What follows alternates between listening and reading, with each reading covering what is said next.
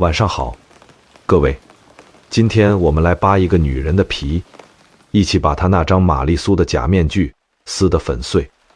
前些年有部古装偶像剧火得一塌糊涂，里面把大明朝的孙太后，也就是孙若薇，塑造成了一个身负血海深仇的女刺客，说她是建文帝手下忠臣的遗孤，全家被永乐大帝朱棣杀光，然后她隐姓埋名潜伏进皇宫，不仅跟朱棣的孙子朱瞻基谈了场天崩地裂的恋爱，还顺手拯救了天下苍生。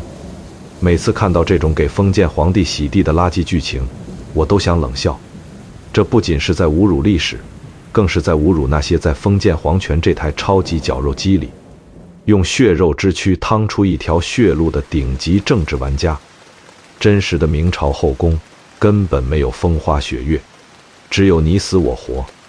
真实的孙若薇也根本不是什么忠臣之后，她不仅没有任何政治背景，她的出身甚至卑微到了让人心酸的地步。今天我就带你扒掉所有影视剧的伪装，去看看600年前那场残忍、冷血，但也异常精妙的皇家天使投资。故事的起点不在金碧辉煌的紫禁城，而在山东济南府下面一个穷乡僻壤，叫邹平县。大约在建文元年，也就是公元1399年，这个县里有个连正经官服都混不上的九品芝麻官，叫孙忠。他在县衙里干的职务叫主簿，说白了就是个管档案、管钱粮的小秘书，每天看县太爷的脸色行事。在这个官大一级压死人的古代职场里，孙忠就在食物链的最底端。这一年，孙忠的老婆生了个女儿，这就是后来的大明孙太后。我们现在无从考证，这个小女孩小时候叫什么名字？史书上极其傲慢地只给了她2个字：孙氏。但在当时，孙忠看着襁褓里的女婴，心里恐怕只有发愁。一个九品小吏的女儿，在这个阶层极度固化的明朝初年，她的人生剧本基本上已经写好了。运气好一点，嫁给当地一个富户当正妻；运气差一点，可能就被送给某个大官当小妾，一辈子仰人鼻息。孙忠做梦也想不到，他这个躺在破土炕上的女儿，10年后会成为大明帝国最高权力集团首领。最重要的一张政治底牌，要看懂这场命运的惊天逆转，就必须先搞明白大明朝一个变态的祖宗之法。当年开国皇帝朱元璋打下天下后，坐在龙椅上琢磨了一件事。他翻开历史书一看，汉朝怎么亡的？外戚专权，王莽篡汉。唐朝怎么乱的？武则天改朝换代，差点把李家连根拔起。朱元璋是个狠人，他得出的结论是，绝对不能让皇帝的老丈人家有任何权势。于是他定下了一条铁律：大明朝历代皇帝、太子、亲王找老婆，必须从民间底层海选，不管是种地的、杀猪的，还是像孙忠这样当小秘书的，只要姑娘长得好，家底清白，就可以进宫，绝对不允许和朝廷里的公侯将相联姻。这听起来像个灰姑娘嫁给王子的童话，对不对？错了，这就是人性里最残酷的算计。朱元璋要的根本不是爱情，他要的是彻底切断后宫女人的娘家势力。你一个平民女孩进了宫，当了皇后，你在这个世界上无依无靠，没有任何家族可以借力，你只能死死地依附于皇帝，你就是个纯粹的皇家生育机器和高级保姆。一旦你失宠，或者皇帝死了，你连个帮你说话的娘家人都没有，就算被弄死在这高墙深院里，外面连个水花都不会起。这就是大明后宫的生存底色，孤绝、残忍。而孙氏就是在这样的背景下，被一只看不见的政治巨手给盯上了。时间一晃，到了1410年，永乐8年，孙氏刚好10岁。这一年的大明朝廷表面上烈火烹油，永乐大帝朱棣正在北京忙着准备北征蒙古，把国家机器开到了最大马力。但在南京的皇宫里，也就是当时的政治副中心，却暗流涌动。当时的太子是朱高炽，也就是朱棣的大儿子。朱高炽是个大胖子，腿脚还有毛病，走路都要人扶。更要命的是，他性格仁慈，甚至有点软弱，这让一生崇尚武力、马背上打天下的朱棣极其看不顺眼。朱棣更喜欢的是他的二儿子那个跟着他一起造反、一身腱子肉的汉王朱高煦。当时的东宫，也就是太子府，可以说一天到晚都在过关。朱高炽每天战战兢兢，生怕哪天老爷子一高兴，就把自己的太子之位给废了。在那个极度压抑的政治高压舱里，真正帮朱高炽稳住阵脚的，不是他手下的谋臣，而是他的老婆，当时的太子妃，后来的丞相张皇后。这位张太子妃可是个狠角色，她性格果断，做事滴水不漏，不仅把东宫打理得井井有条，还善于讨朱棣欢心。朱棣虽然看不上大胖子儿子，但对这个精明能干的儿媳妇那是赞赏有加。张太子妃很清楚自己丈夫的地位岌岌可危，二小叔子在旁边虎视眈眈，随时准备篡位。他必须想尽一切办法增加东宫的政治筹码。他手里最大的王牌就是他的亲生儿子，也就是朱棣最疼爱的皇长孙朱瞻基。朱棣不喜欢儿子，但爱极了这个聪明伶俐、长相英武的孙子。甚至史书上记载，朱棣之所以最后勉强立大胖子朱高炽当太子，很大程度上是因为他想把皇位最终传给这个好生孙。既然儿子是保住地位的唯一救命稻草，那么如何牢牢地控制住这个儿子，就成了张太子妃每天都在盘算的核心任务。朱瞻基这个时候也已经12岁了，到了情窦初开的年纪。张太子妃太了解男人了，一旦将来朱瞻基长大了，身边被塞满了各种心机深重的女人，如果那些女人在他耳边吹枕头风，离间他们母子关系怎么办？如果未来的太孙妃是个不受自己控制的刺头，怎么办？在封建宫廷这种吃人不吐骨头的地方，未雨绸缪是活下去的唯一法则。张太子妃做出了一个大胆但也长远的战略布局，她要在全天下亲手为自己的儿子挑选一个童养媳。这个女孩不能有任何背景，必须从小就养在自己身边，由自己亲自调教。这就像是一场顶级的风险投资。张太子妃要从零开始孵化一个完全符合自己心意、完全忠诚于自己的未来大明皇后。但选谁呢？皇宫里不能随便往外派人，这事儿得找个绝对信任的人去办。张太子妃想到了一个人，她的亲娘彭承伯夫人彭氏。这个彭老太太也是个精明强干的人，刚好彭老太太的娘家就在山东邹平，也就是孙中当差的那个地方。彭老太太有时候会回邹平老家探亲。你以为历史的偶然是老天爷瞎排的吗？不，所有的偶然背后都是权力逻辑的必然。孙中作为地方上的基层小吏，逢年过节或者京城里的大人物回乡，他肯定是要去跑腿伺候、套近乎的。就在这种功利的迎来送往中，彭老太太注意到了孙中家里那个刚满10岁的小丫头。各位，你闭上眼睛想象一下那个画面，一个从大明朝最高权力中心走出来的贵妇人，带着审视货物的挑剔目光，打量着一个10岁的小女孩。彭老太太在看什么？她看的绝对不是这孩子可不可爱、天不天真，她看的是骨相，是眼神，是举手投足之间那种难以言喻的沉稳。10岁，放在今天也就是个上小学4年级，还在玩泥巴、看动画片的年纪。但在古代，尤其是像孙家这种要在官场夹缝中求生存的底层小官僚家庭里，穷人的孩子早当家，小官的孩子早熟透。孙氏虽然只有10岁，但史书上记载他又有美色，而且聪慧。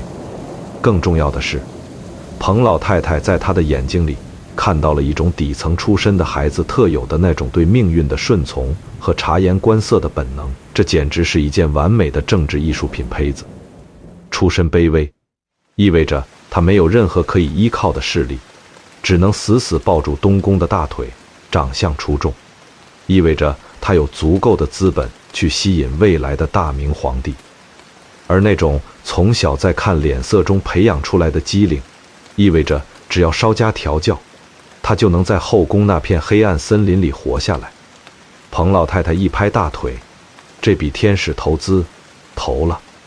她立刻写密信给远在南京的女儿张太子妃，意思大概就是：我给你找了个绝佳的苗子，山东邹平主簿孙忠的女儿，10岁，干净、漂亮、懂事，是个可以捏成任何形状的面团。张太子妃接到信，没有丝毫犹豫，直接动用东宫的特权，下了一道懿旨，让彭承博夫人把这个10岁的女孩立刻带进南京紫禁城。对孙忠来说，这一天简直是晴天霹雳，同时也夹杂着一种近乎窒息的狂喜。大明朝的规矩他懂，自己这种9品芝麻官的女儿一旦被上面看中，如果能活下来，那就是飞上枝头变凤凰。他们老孙家祖坟都能冒出几百丈高的青烟，但如果在这场残酷的淘汰赛中出局，那连个收尸的人都没有。但孙忠有得选吗？他没有。在皇权面前，他甚至连讨价还价的资格都没有。他只能像交出一件物品一样，把年仅10岁的亲生女儿交到了彭老太太的手里。那是一个寻常的早晨，没有敲锣打鼓，没有十里红妆，甚至为了避人耳目，一切都进行得悄无声息。一辆毫不起眼的青布马车停在了孙家门口。10岁的孙氏可能刚刚梳好头发，可能还没有吃完碗里的早饭，就被告知他要离开这个家，永远的离开。你想想那个场景，多么残忍！一个小女孩要离开熟悉的院子，离开疼爱她的父母，去一个叫皇宫的地方。她不知道皇宫是什么，她只知道她爹在送她上车的时候，脸上那种卑微到了极点的笑容和眼底深处藏不住的恐惧。他爹可能拉着他的手，压低声音告诉他，到了那里少说话，多磕头，不要哭，千万不能惹贵人们不高兴，就算受了天大的委屈，也要把牙打碎了咽到肚子里，因为你的一句话说错，咱们全家老小几十口人可能就全没命了。10岁的肩膀就要扛起全族人的身家性命。这就是大明朝真实的后宫选秀，这不是什么浪漫的爱情故事开端，这是一场单程的死亡生存游戏。马车咕噜噜地向前走，离开了山东，走上了官道，朝着那个巨大的散发着血腥味的权力中心南京驶去。一路上的颠簸，对这个10岁的小女孩来说，是一场漫长而痛苦的心理蜕变。她必须在这个过程中把所有的天真，所有的软弱，所有属于小女孩的娇气，全部从身体里狠狠地剥离出去。因为等她踏入那扇朱红色的大门开始，她就不再是孙忠的女儿，她是一个被贴上标签的政治筹码，是一枚被安插在未来大明皇帝身边的棋子。公元1410年的南京城，宏伟壮丽，但也让人感到深深的压抑。永乐大帝朱棣虽然经常在北京，但这片土地上依然到处飘荡着建文帝旧臣的冤魂。仅仅在8年前，也就是建文4年，朱棣攻破南京，为了立威，他在这里展开了惨绝人寰的大屠杀。方孝孺被诛杀10族，873颗人头滚落在街头，血水把南京城的砖缝都染成了暗黑色。景清被剥皮宣草，无数建文旧臣的女眷被送进教坊司，遭受生不如死的折磨。虽然事情过去了8年，但那种深入骨髓的恐怖气氛依然笼罩在这座帝国首都的上空。在紫禁城里当差的每一个人，太监、宫女、侍卫，连呼吸都小心翼翼，生怕因为左脚先迈出门槛而被拖出去打死。这里没有道理可讲，只有绝对的权力和绝对的服从。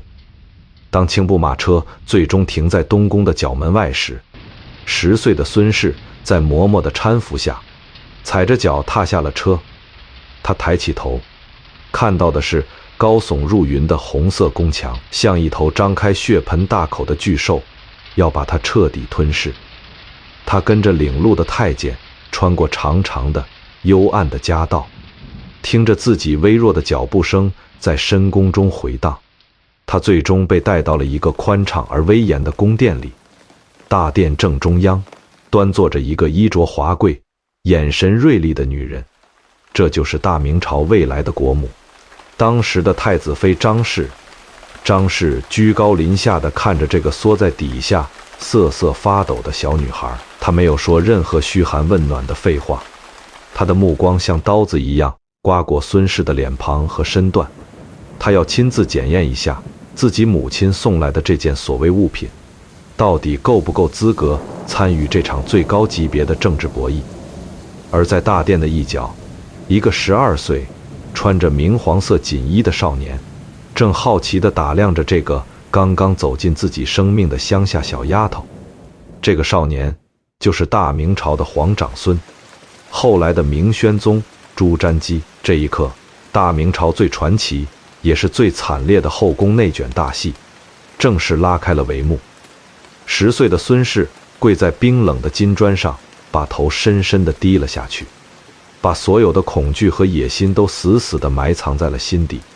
他知道，从这一秒开始，他必须拼尽全力去讨好那个高高在上的女人，必须用尽一切手段去抓住那个少年的心。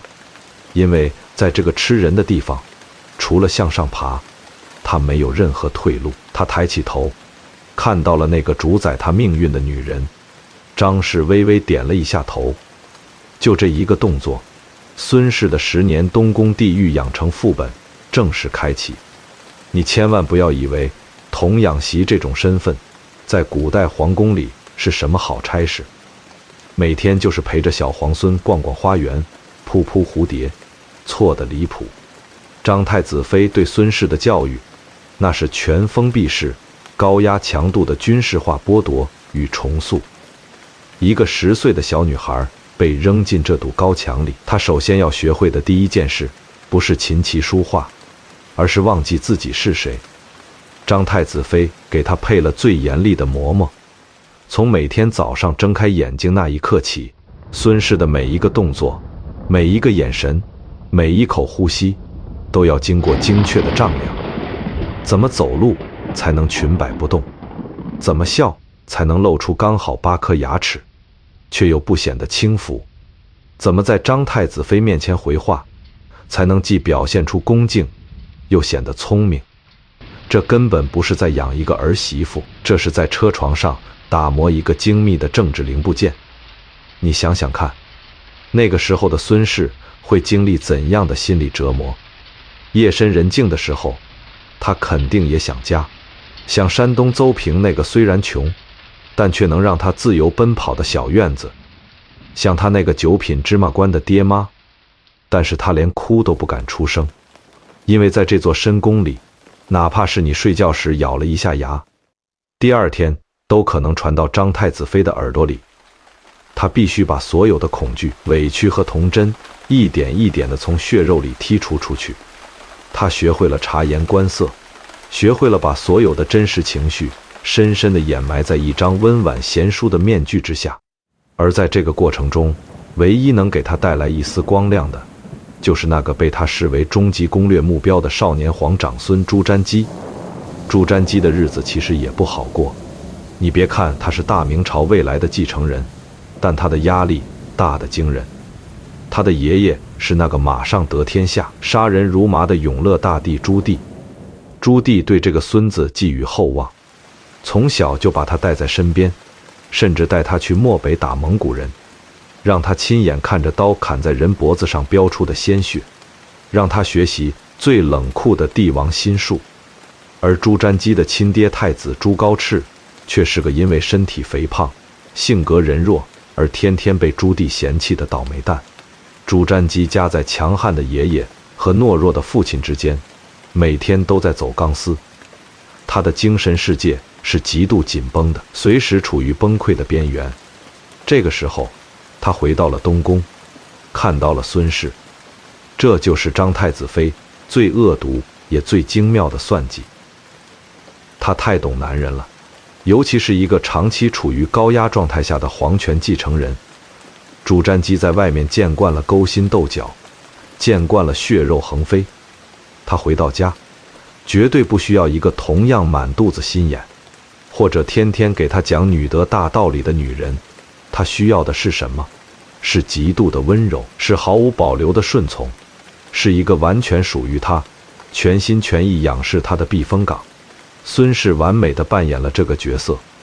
当朱瞻基被朱棣训斥，心情烦躁地踢翻宫里的花盆时，孙氏不会像那些死板的宫女一样吓得跪地求饶，也不会像传统的大家闺秀那样去劝诫他，他只会默默地走过去，拿出一块散发着淡香的手帕，轻轻擦去朱瞻基额头上的汗水，然后用轻柔的声音跟他说一些完全无关紧要但却极其熨帖的体己话。青梅竹马，朝夕相处。在这10年的岁月里，他们在东宫的每一个角落里留下了足迹。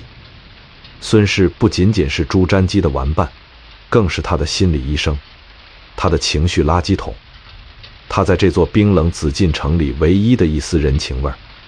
朱瞻基对孙氏的感情早就超越了普通的男女之情，那是一种深深的、病态的心理依赖。他习惯了，只要一回头，那个温婉的、眼里只有他的孙氏就站在那里。而对于孙氏来说，这同样是一场豪赌。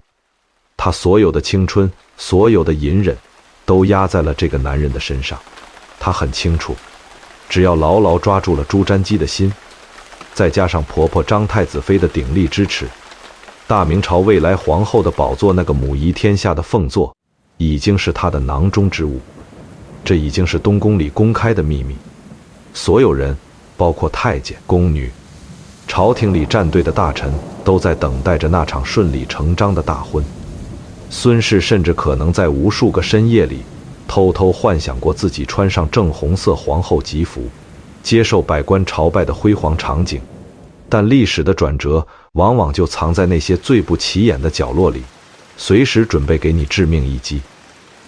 时间来到了1417年，永乐15年，朱瞻基19岁了，早就被正式册立为皇太孙。按照大明朝的规矩，皇太孙成年该选太孙妃了。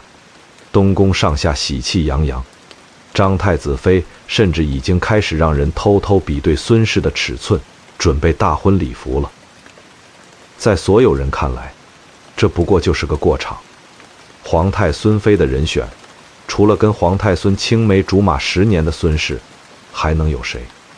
可是他们所有人都算漏了一个人，一个人可以一句话抹杀掉他们10年努力的绝对独裁者大明集团的董事长永乐大帝朱棣。就在礼部准备把孙氏的名字递上去走流程的时候，朱棣突然下了一道让整个东宫如坠冰窟的圣旨。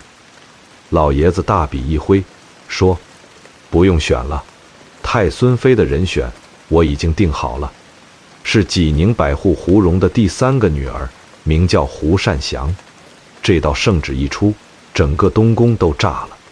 朱瞻基懵了，张太子妃懵了，一直温顺乖巧的孙氏在那一瞬间肯定也感觉到了那种天塌地陷的绝望。这个胡善祥到底是从哪儿冒出来的？他凭什么劫胡孙氏苦心经营了10年的胜利果实？这就要说到大明朝一个非常奇葩但也现实的政治生态了——封建迷信。朱棣这个人虽然雄才大略，但他皇位是抢自己侄子建文帝的，名不正言不顺，所以他比任何人都相信天命，相信星象，相信所谓的祥瑞。大明朝廷里有一个专门管算命、看星星的部门，叫钦天监。这帮人天天夜观天象，然后给皇帝写报告。就在选太孙妃的节骨眼上，钦天监的一个官员神神秘秘地跑去跟朱棣汇报说：“陛下，臣夜观天象，发现山东济宁那个方向有一股强烈的紫气冲天而起。紫气东来，那可是帝后之兆啊！臣派人去悄悄打听了，济宁有个叫胡荣的低级武官，他家三女儿胡善祥生下来的时候满屋异香，而且这姑娘长得非常端庄，一看就是那种能母仪天下、旺夫镇国的大富大贵之相。各位，你现在听起来可能觉得荒诞，但在那个年代，这就是最高级别的政治背书。朱棣一听，高兴坏了。他要的根本不是孙子喜不喜欢，他要的是大明江山千秋万代，他要的是一个能给他老朱家带来好运、面相福气的女人。至于东宫里那个从小养大的孙氏，在朱棣眼里不过就是个给孙子解闷的小玩意儿，怎么配当大明朝未来的国母？就这样，没有任何商量的余地。大明集团的最高决策者直接一锤定音，空降了一个没有任何感情基础的胡善祥，直接坐上了太孙妃的宝座。那孙氏怎么办？朱棣总算还顾及了一点媳妇张太子妃的面子，大笔一挥，给孙氏安排了一个身份太孙嫔。从太孙妃到太孙嫔，只有一字之差，但在大明朝森严的等级制度下，那就是天与地、主与奴的天然鸿沟。妻就是妻，妾就是妾。胡善祥是名正言顺的女主人，她可以穿正红色的衣服，她可以走紫禁城正中间的那条大路。她死了以后，可以和朱瞻基埋在一个坟头里。而孙氏，不管朱瞻基有多爱她，不管张太子妃有多护着她，在礼法上，她永远只是一个低人一等的妾。她见到胡善祥，必须下跪磕头，他必须自称奴婢，这就是权力，这就是冰冷的现实。他蛮横地撕碎了孙氏10年的青春和所有的尊严。你想想，如果你是孙氏，你在公司里当了10年的管培生，所有的活你都干了，少东家的心你都掏空了，眼看马上就要提拔成总经理夫人了，突然有一天，董事长从外面随便拉了一个素未谋面的女人，说这女的面相好，能给公司招财，直接让她当了总经理夫人，然后让你给她当助理，你会怎么办？一般的女人在这个时候绝对崩溃了，要么一哭二闹三上吊，跑去死死抱住朱瞻基的大腿，让他去求爷爷告奶奶，要么跑到张太子妃面前疯狂倒苦水，痛骂命运的不公。但是如果你以为孙氏会这么做，那你就太小看这位未来的大明宫斗冠军了。在这场突如其来的灭顶之灾面前，10岁就进宫，在生死边缘历练了10年的孙氏，展现出了可怕的心理素质和政治手腕。他没有哭，没有闹，甚至连一丝一毫的委屈都没有表现出来。当太监把封他为太孙嫔的圣旨读完以后，孙氏平静地叩头谢恩，然后他做了一件让所有人都毛骨悚然的事情，他亲自去帮朱瞻基整理大婚的礼服。他用最温柔的声音安慰那个因为愤怒和憋屈而眼睛通红的少年，告诉他，爷爷的决定是为了大明好，为了你好。姐姐也就是胡善祥是有大福气的人，你能娶到她是你的福分，只要能陪在你身边，我当什么都不在乎。你听听，这叫什么？这就叫把绿茶的艺术发挥到了化境，这就叫以退为进的降维打击。他太聪明了，他知道在朱棣那种暴君面前，任何的反抗都是死路一条。他更知道朱瞻基现在对他充满了愧疚。一个男人，尤其是一个手里握着巨大权力的年轻男人，当他觉得他亏欠了一个深爱他的女人时，那种愧疚感会发酵成一种疯狂的补偿心理。孙氏越是懂事，越是委曲求全，朱瞻基心里的那团火就烧得越旺，他对那个空降过来的胡善祥就越是充满了厌恶。孙氏这是在用自己的屈辱给朱瞻基套上了一层最牢不可破的情感枷锁，他用最卑微的姿态完成了对朱瞻基灵魂的彻底控制。而那位被认为是天命之女的胡善祥呢，她高高兴兴地盖着红盖头，被八抬大轿抬进了东宫。她以为自己迎来了人生的巅峰，但她根本不知道，从她踏入这扇大门的第1秒钟起，她就已经被拖入了一场必输的死局。因为她要面对的不仅是一个根本不爱她，甚至排斥她的丈夫，还有一个躲在暗处，已经被剥夺了一切，随时准备咬断她喉咙的剧毒毒蛇。浑厚的东宫气氛诡异，胡善祥是个好女人，这是连历史书都承认的。她性格宽厚，举止端庄，每天严格按照皇家媳妇的标准给公婆请安，打理后院。她没有做错任何事，她只是像一个毫无感情的木偶一样，完美地执行着封建礼教规定的一切。但问题就在这里，她太完美了，太死板了。她不懂得怎么去讨好一个满腹压力的太孙，她不懂得怎么在私底下给朱瞻基提供情绪价值。在朱瞻基眼里，胡善祥就是他爷爷强加给他的一块冷冰冰的政治石头，看到他就想起了自己被强暴的意志。相反，朱瞻基把所有的热情，所有的宠爱全都倾注在了孙氏的身上。白天他是那个必须要跟太孙妃演戏，维持表面体面的皇太孙，到了晚上他就立刻钻进孙氏的宫里，去寻找他那丢失的尊严和爱情。孙氏呢，则继续扮演着那个温柔、体贴、懂事到让人心疼的角色。每次胡善祥有什么赏赐，孙氏总是毕恭毕敬地收下，甚至在朱瞻基面前还会替胡善祥说好话。这种反差，这种拉扯，把朱瞻基折磨得要死，也让胡善祥在东宫的处境无比尴尬。胡善祥就像是一个穿着华丽外衣的空壳，她占着正妻的名分，却连丈夫的一个笑脸都得不到。这种畸形的三角关系就在这种极度压抑的氛围中整整维持了8年。这8年里，大明朝发生了翻天覆地的变化。永乐大帝朱棣在第5次北征蒙古的途中死在了榆木川。那个大胖子太子朱高炽终于熬出了头，登基称帝，也就是明仁宗。孙氏的婆婆张氏也终于熬成了母仪天下的张皇后。但是明仁宗朱高炽的命太薄了，他在那个皇位上仅仅做了10个月，就因为身体原因猝死了。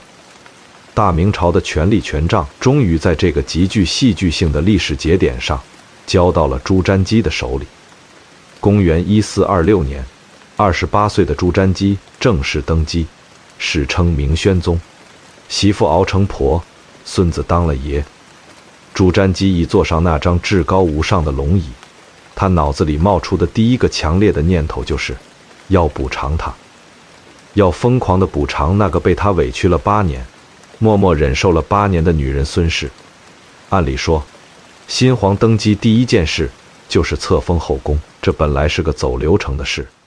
正妻胡善祥顺理成章地被册封为皇后，入住中宫，而小妾孙氏则被册封为贵妃，位列众妃之首。表面上看名分已定，阶级森严，但朱瞻基根本不满意。他看着大典上胡善祥手里捧着代表皇后最高权力的金册和金宝，也就是那枚纯金打造的皇后大印，再看看跪在下面手里只能捧着玉册的孙氏，他心里的那股无名火，对规矩的极度反感再次燃烧了起来。大明朝的规矩，或者说整个封建王朝的规矩，那是铁打的，妻妾之分犹如云泥。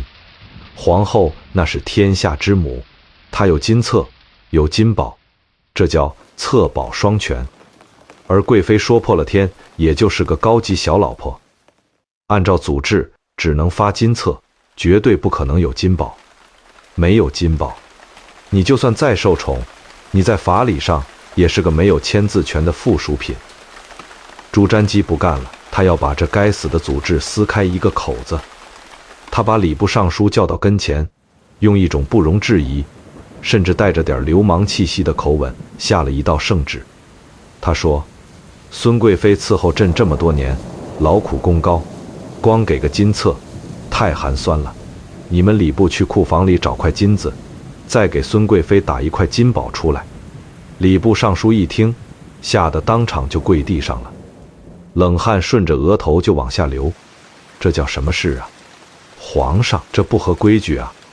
自古以来，后宫就只能有一块金宝，那就是在皇后手里。如果您给贵妃也发一块金宝，那岂不是有2个印了？那到底谁才是6宫之主？这要是传出去，还不被天下的读书人拿笔杆子给戳断脊梁骨啊！面对文官集团的疯狂反扑和祖宗之法的巨大压力，朱瞻基展现出了他作为帝国最高独裁者强悍的一面。他不跟你们讲道理，他不跟你们引经据典，他就是硬压，他就是明明白白地告诉全天下，规矩是老祖宗定的。但现在做天下的是我就是要给我最心爱的女人一份独一无二的偏爱。你们谁敢拦我，我就杀谁。这就是权力的任性，这也是朱瞻基对孙氏毫无保留的底牌展示。最终，文官集团妥协了，毕竟谁也不愿意为了后宫的一个规矩，去触怒一个刚刚登基、手里握着生杀大权的年轻皇帝。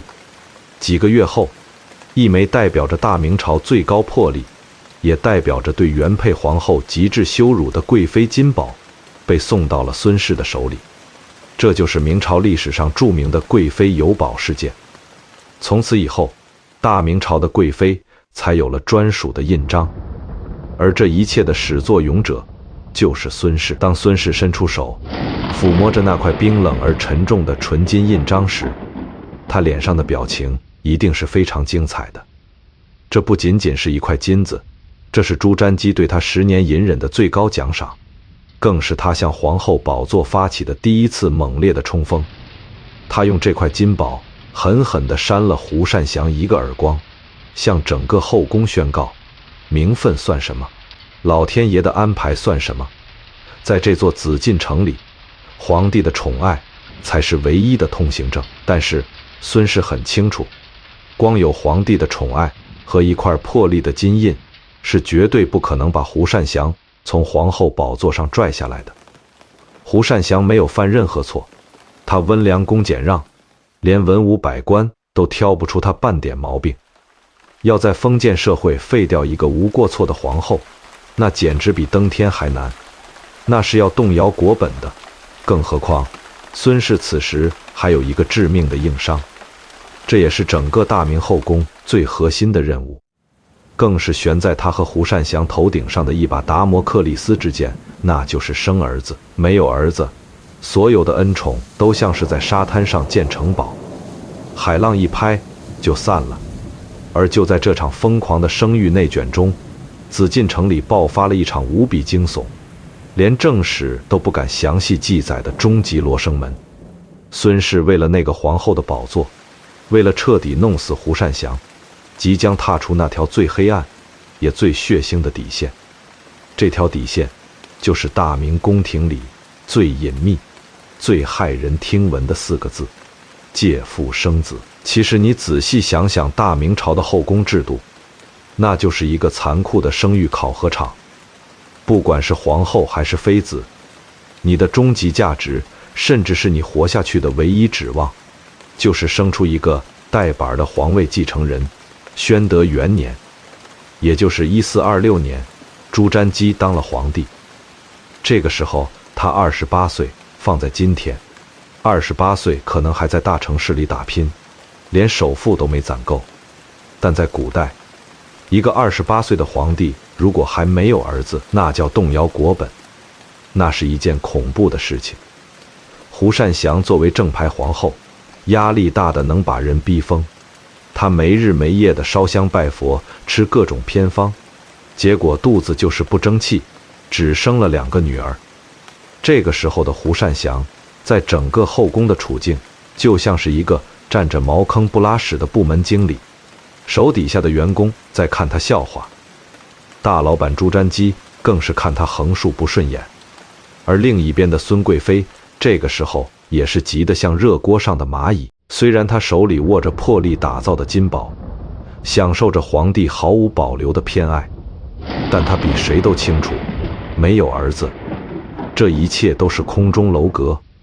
一旦哪天朱瞻基新鲜赶过了，或者胡皇后突然生了个嫡长子，那他孙氏这10几年来的苦心经营，瞬间就会灰飞烟灭。就在这个焦灼的节骨眼上，史书上留下了一段诡异惊悚的记载。明史里明明白白地写着，孙贵妃自己生不出儿子，她就暗中找了一个怀了孕的宫女，把这个宫女藏在自己的寝宫里。等宫女把孩子生下来，孙贵妃就对外宣布说，这是自己生的。这个婴儿就是后来大名鼎鼎也极其奇葩的明英宗朱祁镇。各位，这就是历史上著名的孙贵妃借腹生子悬案。每次看到这段正史记载，我都会觉得后背发凉。你想想看，那可是戒备森严的紫禁城啊！一个女人怀孕10个月，肚子一天天变大，太医院的太医要天天来请平安麦，身边伺候的宫女太监有几十号人。你怎么装？你就算能在肚子里塞个枕头骗过皇帝，你能骗过那些号脉的太医吗？你就算买通了太医，你能保证寝宫里上上下下几十张嘴全都闭得死死的吗？更可怕的是生孩子那天，稳婆太监进进出出，血水一盆一盆的往外端。如果是别的宫女在生，孙贵妃在一旁装模作样的叫唤，这戏怎么演才能不穿帮？万一那个宫女最后生出来的是个女儿，孙贵妃去哪儿再找个带把儿的男婴来替换？所以很多人说这段历史是假的，是后来那些痛恨孙太后的文官集团故意在修史书的时候往她身上泼脏水。因为孙氏后来干的事情太绝了，得罪了太多人。但是我想告诉你的是，这就是人性，很残酷，但很真实。在绝对的权力和利益面前，再荒谬的剧本都有可能被强行演成事实。你别忘了，孙贵妃的背后站着谁？站着大明朝的最高独裁者宣德皇帝朱瞻基。有没有一种可能，这场狸猫换太子的戏码根本就是朱瞻基和孙贵妃2个人合谋导演的？朱瞻基太想让孙贵妃当皇后了，太想让孙贵妃的儿子当太子了，所以当他发现孙贵妃怀不上，而恰好某个被他临幸过的宫女怀孕的时候，他就动了杀机。他亲自下令封锁消息，用皇权压迫太医院集体造假。等孩子一落地，立刻把那个可怜的宫女灭口，连尸体都烧得干干净净，然后把带着血丝的婴儿抱到孙贵妃的床上。如果是这样，那这一切就完全说得通了。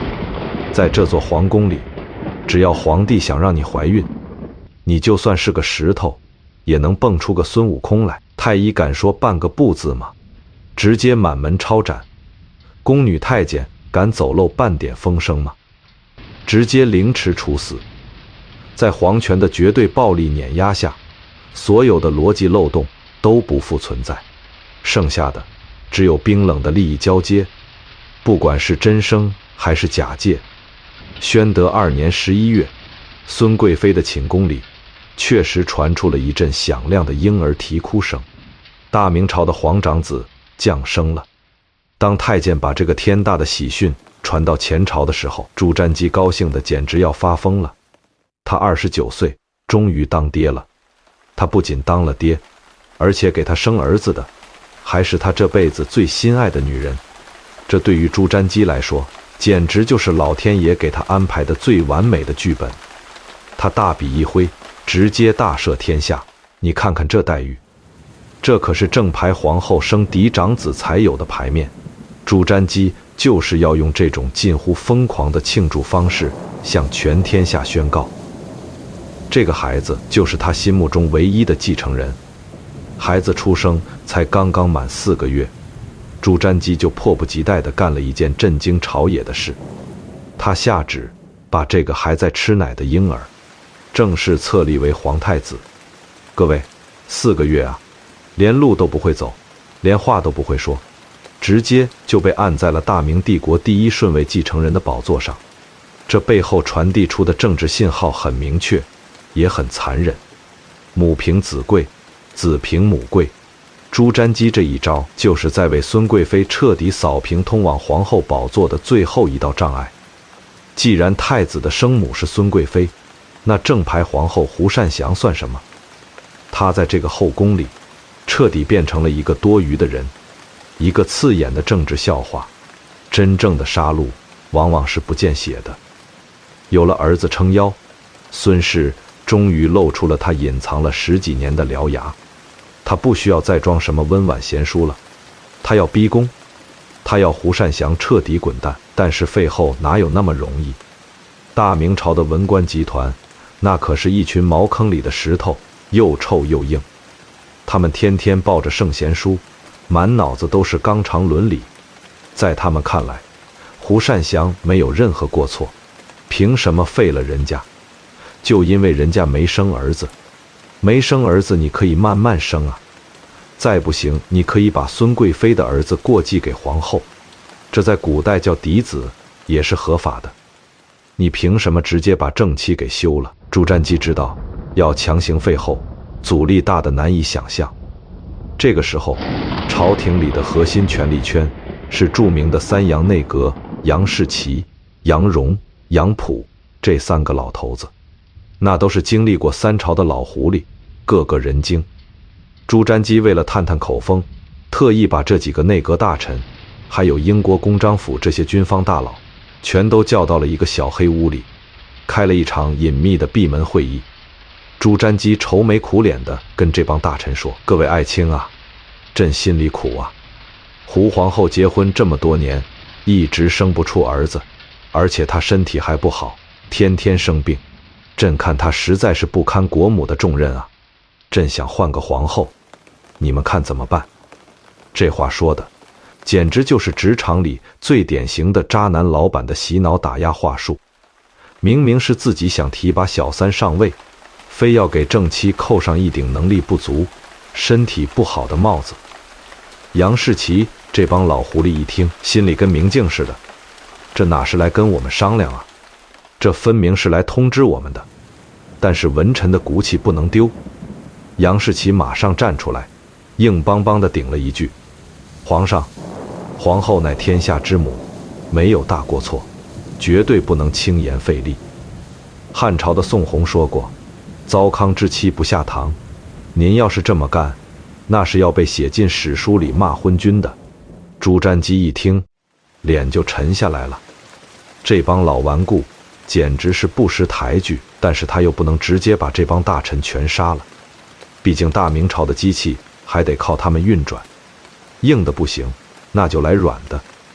这也是孙贵妃在背后给他出的狠毒的连环计。既然走法定程序走不通，那就逼着当事人自己主动辞职。这就好比在公司里，老板想开除一个没有犯错的老员工，又不想给赔偿金，怎么办？很简单，穿小鞋，搞冷暴力，调岗降薪，用尽一切手段折磨你，直到你自己受不了，主动写下辞职信。朱瞻基把这一套职场霸凌手段完美地用在了胡善祥身上。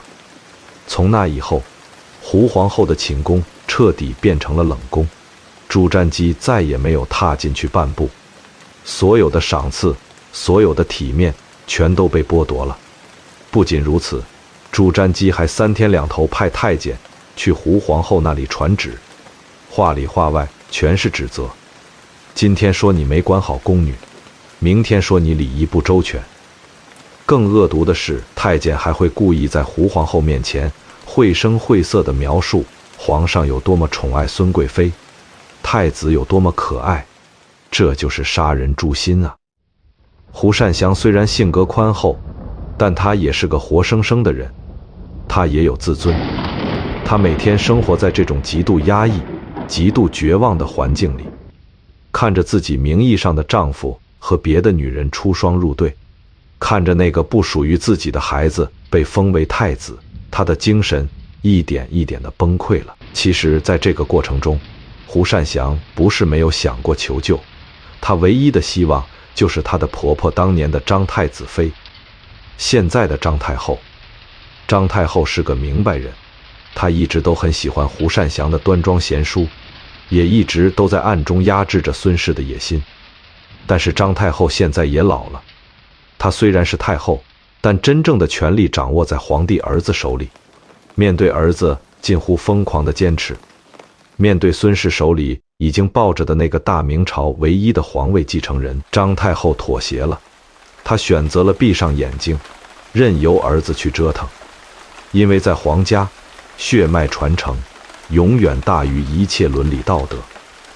连最后的靠山都倒塌了，胡善祥彻底绝望了。他终于明白，在这座冰冷的紫禁城里，没有人在乎他的死活，他就是一个挡了别人道的可怜虫。如果他再不识相，等待他的恐怕就不是冷板凳，而是一杯毒酒，3尺白绫了。宣德3年春，天气刚刚转暖，但胡善祥的心早就死透了。他凄凉地拿起毛笔，写下了一份大明朝历史上绝无仅有的皇后辞职报告。在这份报告里，他违心地写道，自己命薄福浅，没有生下儿子，而且常年卧病在床，实在无法承担母仪天下的重任，请求皇上收回皇后的册宝，让他退位让贤。这份辞职信递上去，朱瞻基差点没乐出声来。这叫什么？这叫瞌睡送枕头。只要你自己愿意走，那全天下的文官都闭嘴了，史书上的骂名也就洗清了。朱瞻基立刻批准了胡善祥的辞职请求。为了显示自己皇恩浩荡，他还假惺惺地给了胡善祥一个讽刺的称号，叫净慈仙师。说白了，就是让你去皇宫里的道观出家当尼姑，从高高在上的大明皇后，一夜之间变成了青灯古佛伴一生的女道士。胡善祥在搬离中宫的那一天，只带走了几件旧衣服。他回头看了一眼这座困了他10几年的华丽牢笼，没有流一滴眼泪，因为眼泪早就流干了。这就是大明朝第一场骇人听闻的强迫离职风波。一个完美的妻子，一个没有任何过错的皇后，就这样被丈夫和小三联手，用最冷血、最软刀子杀人的方式彻底踢出了局。而最大的赢家孙氏，终于等到了他人生中最辉煌的时刻。宣德3年3月，也就是胡善祥刚刚搬走没几天，紫禁城里就举行了盛大的册封大典。孙氏那个当年从山东邹平被带进宫的10岁小女孩，那个忍辱负重，给别人当了10几年小妾的女人，终于穿上了正红色的皇后吉服，戴上了九龙四凤冠，一步一步地走上了奉天殿的汉白玉台阶。当她转过身，看着底下黑压压跪倒一片的文武百官，听着那山呼海啸般的皇后娘娘千岁千岁千千岁时，她的内心绝对不是什么诚惶诚恐，而是极致的疯狂和痛快。她赢了，她熬死了永乐大帝那个把她贬为小妾的暴君，她把不可一世的原配皇后踩在了脚下，她用尽一切手段，无论是委曲求全还是借腹生子，无论是阴谋诡计还是恃宠而骄，她终于爬到了这权力金字塔的最顶端。这一刻，她不再是那个唯唯诺诺的孙贵妃，她是名正言顺手握天下大权的大明正宫娘娘。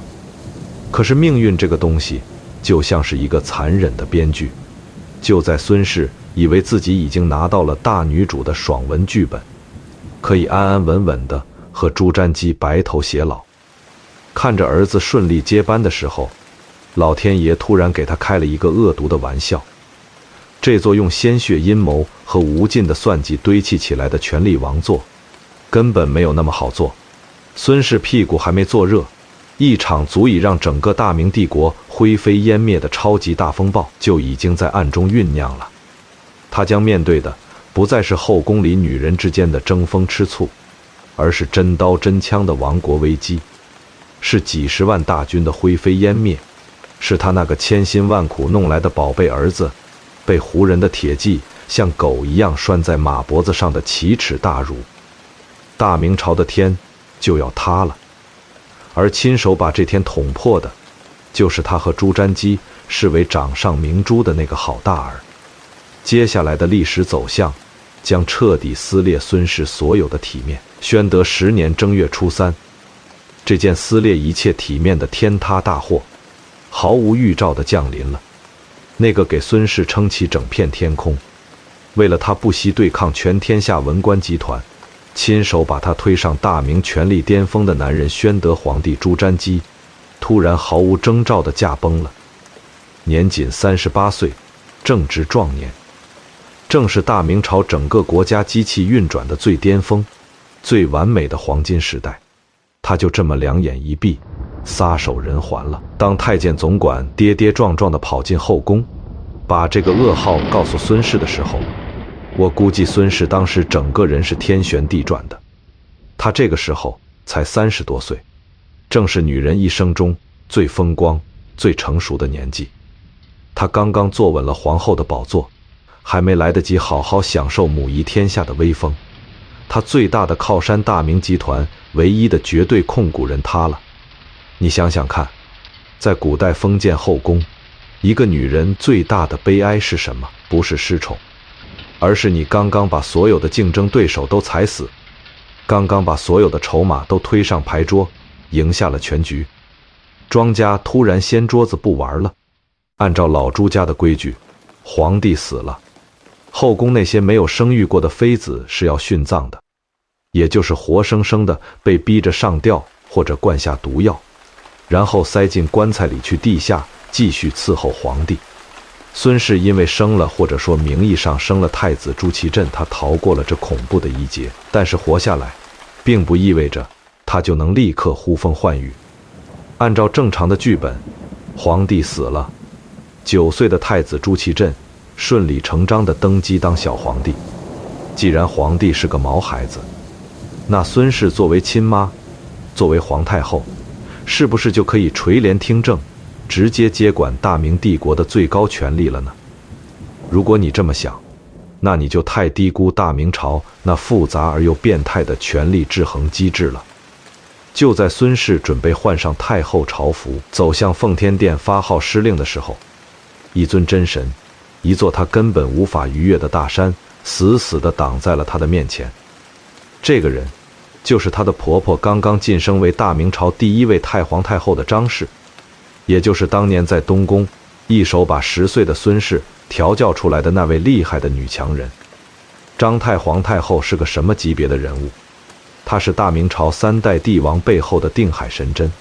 朱棣活着的时候，她能哄得朱棣高高兴兴。她老公朱高炽当了10个月短命皇帝，她是绝对的贤内助。他儿子朱瞻基在位10年，对他那是言听计从。现在孙子9岁登基，朝堂上那些手握重权的老臣，比如著名的3杨内阁杨士奇、杨荣、杨溥，还有军方的第1大佬英国公张辅，这些全都是张太皇太后的铁杆班底。在张太皇太后眼里，孙氏算个什么东西？不过就是当年自己从山东乡下捡回来的一个小丫头片子，不过就是仗着自己儿子的宠爱，用些狐媚手段上位的小妾。张太皇太后当年虽然捏着鼻子认了孙氏当皇后，但这并不代表她看得起孙氏。所以朱瞻基一死，张太皇太后立刻展现出了强悍的政治铁腕。她直接绕过孙氏，把3杨内阁和军方大佬叫到自己面前，当场宣布，以后国家大事，你们几个老臣商量着办，办不了的直接来向我汇报。这叫什么？这叫直接把孙氏这个正牌皇太后给架空了。在接下来的整整7年时间里，大明朝的最高权力中心根本没有孙氏说话的份。他在朝堂上就是一个透明人，一个纯粹的摆设。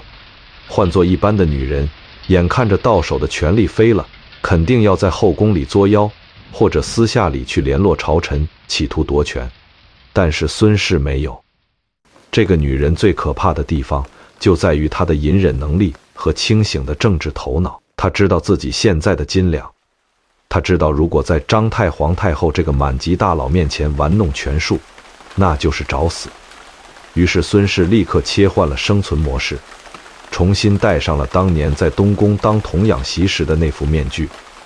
他每天早晚雷打不动地去给张太皇太后请安，端茶倒水伺候的比亲女儿还亲。太皇太后说什么他就听什么，绝不插一句嘴。但这7年，孙氏绝对不是在白白浪费时间，他像一块海绵一样躲在幕后，死死地盯着张太皇太后是怎么驾驭文官集团的，怎么在内阁和太监之间搞权力平衡的。张太皇太后在前面治国理政，孙氏就在后面疯狂地偷师学艺。这叫什么？这叫顶级政治玩家的观战学习期。他把所有的屈辱和野心都咽进肚子里。他在等那个老太婆老去，等大明朝的权力权杖真正落到自己手里的那一天。正统7年，也就是公元1442年，这一天终于来了。那位叱咤风云、镇压了大明朝堂整整40年的张太皇太后病逝了。紧接着，三阳内阁里那些德高望重的老臣也死的死，老的老，退出了历史舞台。压在孙氏头顶上的几座大山终于全部倒塌了。这一年，孙氏熬成了后宫里唯一的最高长辈，而他的好大儿大明朝的现任最高统治者明英宗朱祁镇也已经长成了一个15岁的热血少年。按理说，母子联手，大明朝的江山应该稳如泰山了。但是，历史的车轮在这个时候发生了诡异且致命的偏航。朱祁镇这个孩子怎么说呢？他从小在深宫里长大，没吃过一点苦，没受过一点挫折。他听得最多的就是他曾祖父永乐大帝武征蒙古的丰功伟绩，就是他父亲宣德皇帝御驾亲征，平定汉王叛乱的光辉岁月。在小皇帝的心里，他觉得老朱家的男人就应该骑着高头大马，在草原上砍下敌人的脑袋，那才叫真汉子，那才叫千古一帝。但是朝廷里的那些文官天天跟他说什么？说皇上，您要修身养性，您要垂拱而治，您不要动不动就打仗，那是武将的事。这种极度的枯燥和说教，让正处于青春期、极度渴望证明自己的朱祁镇感到厌烦。就在这个时候，一个狡猾的、会察言观色的人填补了小皇帝内心的空白。这个人就是大明朝历史上第一个专权的大太监王振。王振本来是个落地的秀才，后来狠下心给自己来了一刀，进宫当了太监。这个人极度贪婪，但也极度聪明。他太懂朱祁镇想要什么了。皇上想玩，他就到处给皇上找乐子；皇上想当千古一帝，他就天天在皇上耳边吹彩虹屁。皇上，您的英明神武绝对超过了太宗皇帝，您就是天底下最伟大的神。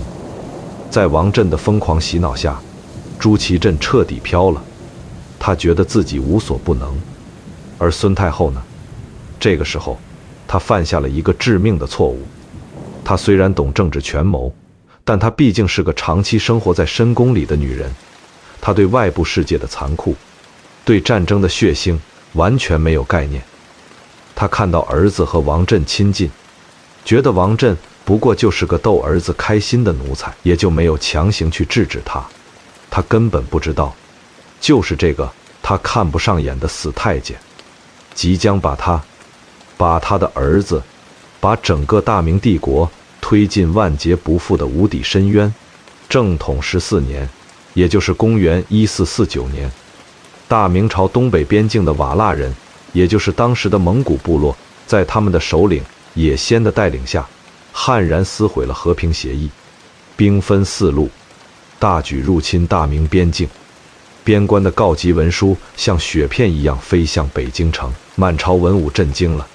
但有一个人不仅不震惊，反而兴奋得浑身发抖，这个人就是王振。王振觉得这是老天爷给他送来的天大富贵，他立刻跑去蛊惑朱祁镇。皇上，那些文官都是胆小鬼，瓦剌人算个什么东西？不过就是一群草原上的蛮子。您是真龙天子，只要您御驾亲征，大军一到，瓦剌人肯定吓得屁滚尿流。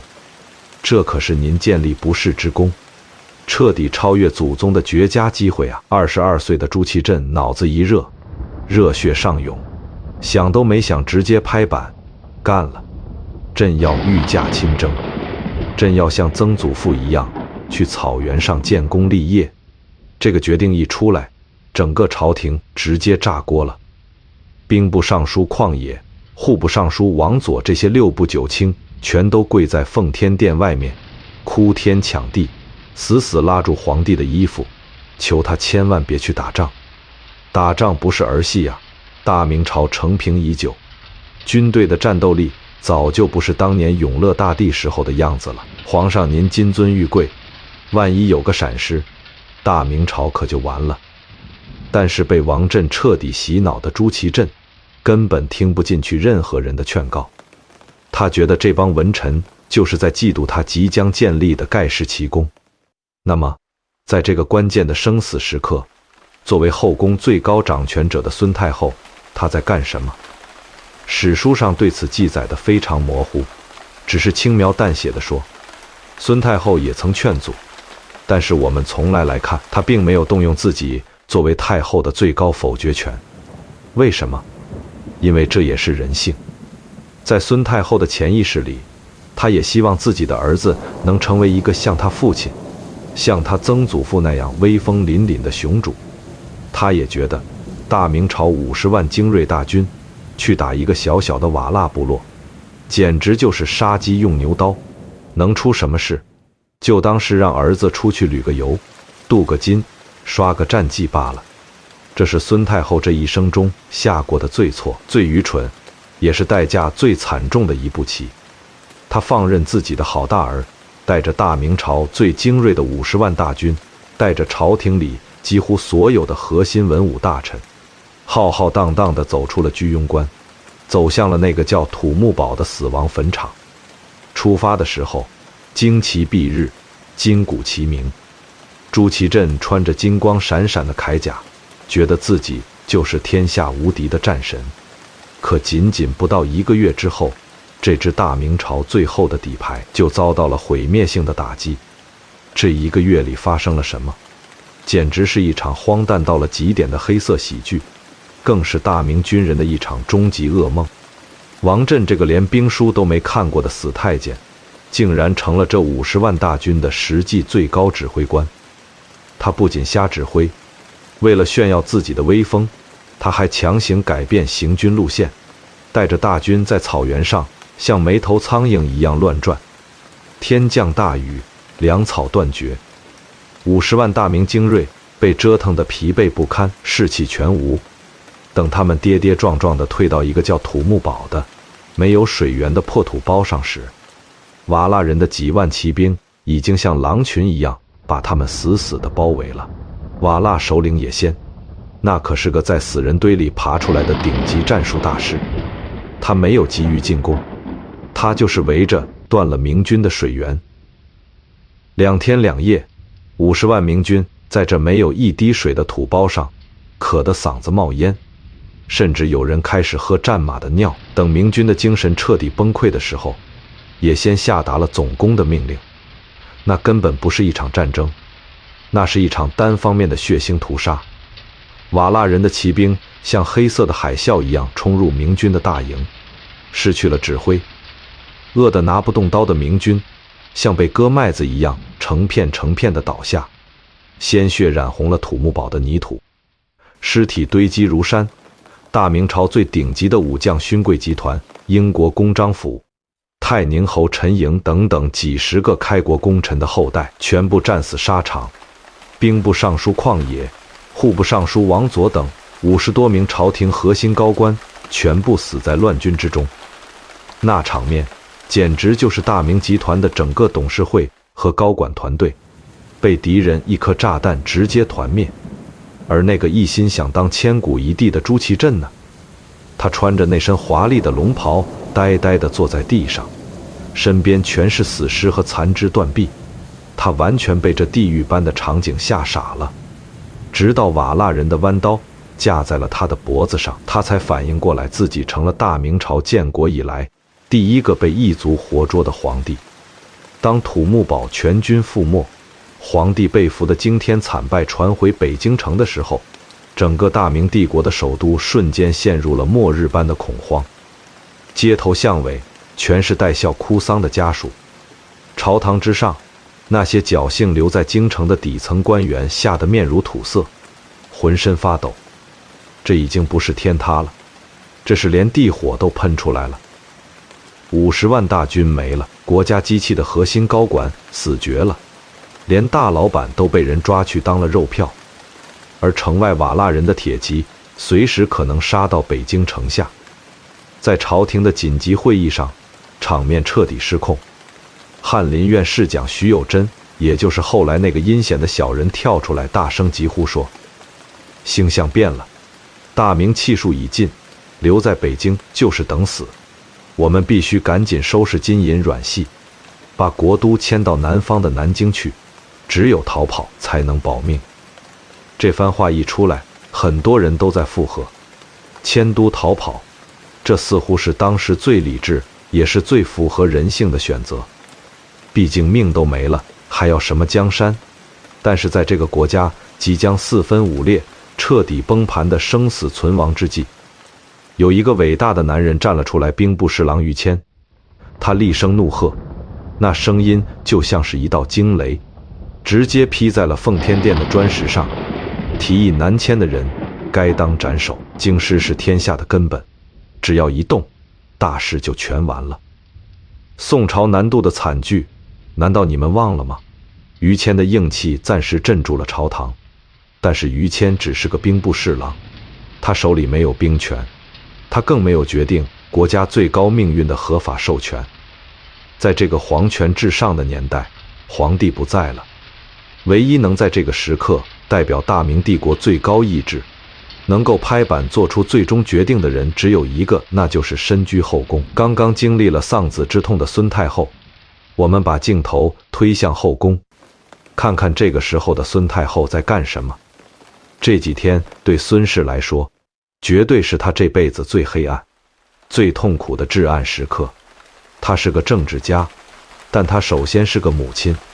那个被瓦剌人拿刀架在脖子上，随时可能身首异处的，是她怀胎10月或者是假借怀孕，含辛茹苦养了22年的亲生骨肉。那是她在这个世界上最深爱的男人，是她权力的唯一来源。每天晚上，她肯定都在太庙里疯狂地磕头，哭得肝肠寸断。她把宫里所有的金银珠宝、绫罗绸缎全都搜刮出来，装了整整8大车，派人快马加鞭给瓦剌人送去。这叫什么？这叫交赎金。作为一个母亲，她愿意倾家荡产，只要能把儿子换回来。但是政治的逻辑从来都不以个人的悲欢为转移。瓦剌首领也先，那是个贪婪狡诈的草原枭雄，他收了这8车金银珠宝，非但没有放人，反而哈哈大笑。他发现大明朝的皇帝在自己手里，这哪是什么肉票啊？这简直就是一台拥有无限额度的超级提款机。也先立刻改变了策略，他不杀朱祁镇，他把朱祁镇绑在马车上，押着他来到大明朝的各个边关要塞城下。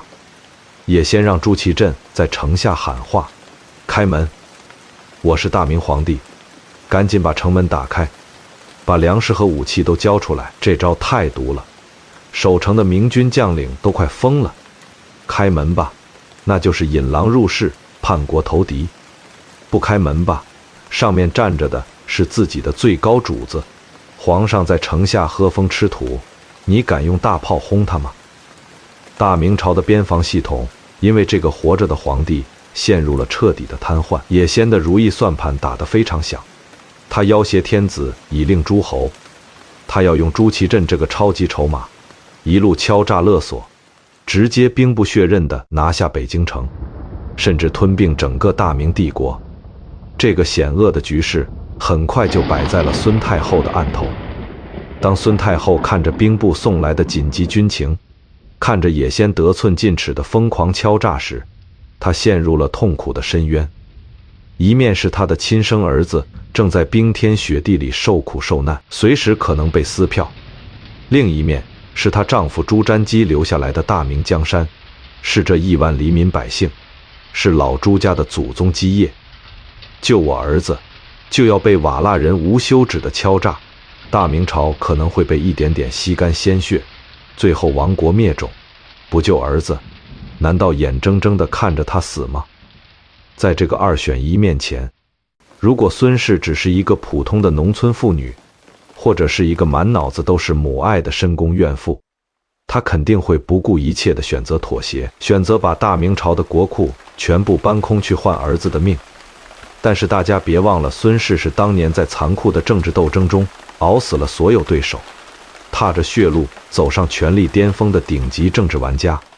在这个关乎国家存亡的极限压力下，他骨子里的那种冷血，那种对权力本质的深刻的洞察被彻底激发了出来。他比任何人都清楚，野先之所以敢这么嚣张，大明朝之所以陷入如此被动的死局，根源只有一个，那就是朱祁镇。他不仅是肉票，他还是大明帝国唯一的合法皇帝。只要他还是皇帝，大明朝就永远受制于人。怎么破局？唯一的办法，那就是釜底抽薪，彻底废掉这个筹码，让一个已经失去人身自由的皇帝不再是皇帝。这是一个母亲能做出的最残忍的决定。这意味着他要亲手剥夺自己儿子的最高权力，甚至意味着他彻底放弃了儿子的生命。因为一旦朱祁镇不再是皇帝，他在野先眼里就变成了一块一文不值的废肉。野先极有可能在一怒之下直接一刀砍了他的脑袋。但是孙太后更清楚，只有这样做，大明朝才能活下去。如果大明朝亡了，就算儿子能活着回来，他们母子俩也只能去给瓦剌人当奴隶。两害相权取其轻，为了保住大盘，他必须断尾求生，哪怕这条尾巴是他最心疼的亲骨肉。正统14年8月18日，大明朝廷召开了一次最高御前会议。孙太后坐在珠帘后面，声音嘶哑，但极其坚定地下达了2道改变大明历史走向的重大懿旨。第一道，全盘否定徐有贞的南迁逃跑计划，国家绝对不能退，全权委托兵部侍郎于谦负责北京城的全城防务，调集一切可以调集的兵力，誓死保卫京师，谁敢再言退，斩立决。第二道，也是最让人毛骨悚然、最震动朝野的一道，孙太后宣布国不可一日无君。既然皇上不幸被俘，为了断绝敌人的要挟之心，为了安抚天下人心，着令皇上的弟弟成王朱祁钰即刻登基称帝，而那个还在瓦剌军营里吃灰的现任皇帝朱祁镇被遥尊为太上皇。各位，你仔细品品遥尊这2个字，简直是字字泣血，又字字如刀。说白了，就是远远的给你戴一顶高帽子，然后彻底把你从大明朝的权力体系中给剔除出去了。你朱祁镇以后在瓦剌，哪怕是喝风拉烟，哪怕是被砍了脑袋，那都是你太上皇个人的私事，跟大明朝帝国再也没有半毛钱关系。大明朝现在的大老板换人了。这道懿旨一出，整个大明朝堂的文武百官无不跪地痛哭，磕头如捣蒜。他们哭的是这位深宫妇人在这亡国之际展现出来的大局观和政治魄力。孙太后亲手按下了大明集团重组的按钮，她用自己亲生儿子的皇位和生命作为代价，硬生生地把大明朝从悬崖边缘给拉了回来。成王朱祁钰这个原本只打算当个太平王爷的弟弟，在极度惶恐和震惊中被强行按上了龙椅，改年号为景泰，史称明代宗。消息传到城外，传到瓦剌人的大营里。野先本来正做着美梦，盘算着明天去哪个城池敲诈几万担粮食，结果情报送来，野先一看，当场就傻眼了，气得差点没把桌子给掀了。大明朝换皇帝了，手里这个战利品，那个昨天还价值连城的大明皇帝，今天突然就变成了一个一文不值的所谓太上皇。这就像是你手里握着一只暴涨的股票，刚准备套现，结果这只股票所在的公司突然宣布破产重组，这只股票直接退市，变成了废纸，野先的底牌被孙太后这狠辣的一招断尾求生彻底给废了。但是野先不是吃素的，他既然敲诈不成了，那就只能硬抢。瓦剌大军撕破脸皮，集结了最精锐的骑兵，如同一群饿狼，直接兵临北京城下，拉开了惨烈的北京保卫战的序幕。而此时，坐在紫禁城深处的孙太后看着新上任的皇帝朱祁钰，他的心里除了拯救帝国的决绝，还有一种不安的预感。他知道权力这个东西就像是最烈性的毒药。朱祁钰虽然是被他强行推上皇位的，虽然在一开始表现的谦卑和惶恐，但是一旦他尝到了那张龙椅带来的绝对权力和无上荣光，他还会愿意退下来吗？如果有一天他的亲生儿子朱祁镇真的活着回来了，这个已经被权力异化的新皇帝会怎么对待他的亲哥哥？一场比土木堡之变更加阴暗、更加隐秘，也更加残酷的皇权极限拉扯，已经在这座刚刚逃过一劫的紫禁城里悄然埋下了引线。而孙氏这位为了国家放弃了儿子的大明太后，即将在接下来的7年里体验一种生不如死，在刀尖上跳舞的地狱微操。这场微操的开局还要从北京保卫战的胜利说起。于谦是个神人，他硬生生地带着一帮拼凑起来的残兵败将，在北京城外把野先的瓦剌大军给揍得鼻青脸肿。大明朝这艘破船总算是没有沉。野先一看北京城打不下来，再耗下去自己老巢都要被端了，只能带着抢来的金银财宝，还有那个被尊为太上皇的朱祁镇，灰溜溜地退回了草原。时间一晃，1年过去了。这1年里，野先渐渐回过味来了。他看着在自己营帐里天天白吃白喝的朱祁镇，越看越觉得是个赔钱货。大明朝现在有了新皇帝朱祁钰，整个国家机器运转正常，根本没人搭理这个太上皇。野先想用朱祁镇换点粮食，换点布匹，大明朝廷连个屁都不给。野先身边的谋士就给他出了个主意：首领，既然这个肉票没用了，咱们不如把它给放回去。你想啊，天无2日，国无2君，一个国家怎么能有2个活着的皇帝？只要把朱祁镇放回北京，大明朝内部绝对要出乱子。为了争皇位，他们亲兄弟肯定得打个头破血流，到时候咱们再坐收渔翁之利。野先一听，这招高啊，这叫纯天然的政治离间计。于是瓦剌那边立刻派出使者跑到北京城去送信：我们大汉宽宏大量，决定无条件释放你们的太上皇，你们赶紧派人来接吧。这封信一送到大明朝堂上，最害怕、最恐慌的不是别人，正是现任大老板景泰帝朱祁钰。朱祁钰当时那个心情绝对是崩溃的。他坐在龙椅上，看着底下的大臣，急得直拍大腿，说出了一句没有城府、非常真实的心里话：他说，当年这皇位我根本就不想做，是你们这帮人死活逼着我做的。现在我坐稳了，你们又要接他回来，这算怎么回事？各位，你仔细体会一下朱祁钰的这种心态。他原本只是个边缘王爷，连做梦都没敢想过当皇帝，结果天降大任，被孙太后和于谦强行推上了龙椅。这1年多里，他起早贪黑，力挽狂澜，好不容易把大明朝的局势给稳住了。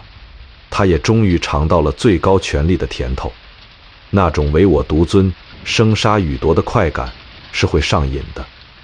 现在瓦剌人要把那个合法的正牌皇帝送回来，这不等于是在要朱祁钰的命吗？所以朱祁钰的态度无比强硬，就是不接。谁敢提接太上皇回国，谁就是居心叵测，谁就是跟现任皇帝过不去。这个时候，满朝文武都把目光投向了后宫，投向了那位为了国家大局亲手把朱祁钰推上皇位的孙太后。所有人都觉得太上皇是你亲儿子，现在人家瓦剌不要赎金，白给你，作为亲娘，你总该站出来说句话，强压着现任皇帝去接人了吧？但是孙太后反常的保持了沉默，她一句话都没有说。这就是孙太后的政治智慧，她太清楚人性的阴暗面了。她知道朱祁钰现在已经是个杀红了眼的权力猛兽，为了保住皇位，她什么事都干得出来。如果这个时候孙太后利用自己的太后权威强行下懿旨，逼朱祁钰去接人，朱祁钰表面上不敢反抗，但他绝对会在半路上动手脚，随便派几个锦衣卫在荒郊野岭把朱祁镇给毒死或者勒死，然后对外宣称是病死的，或者是遇到强盗了，到时候死无对证。孙太后能拿现任皇帝怎么办？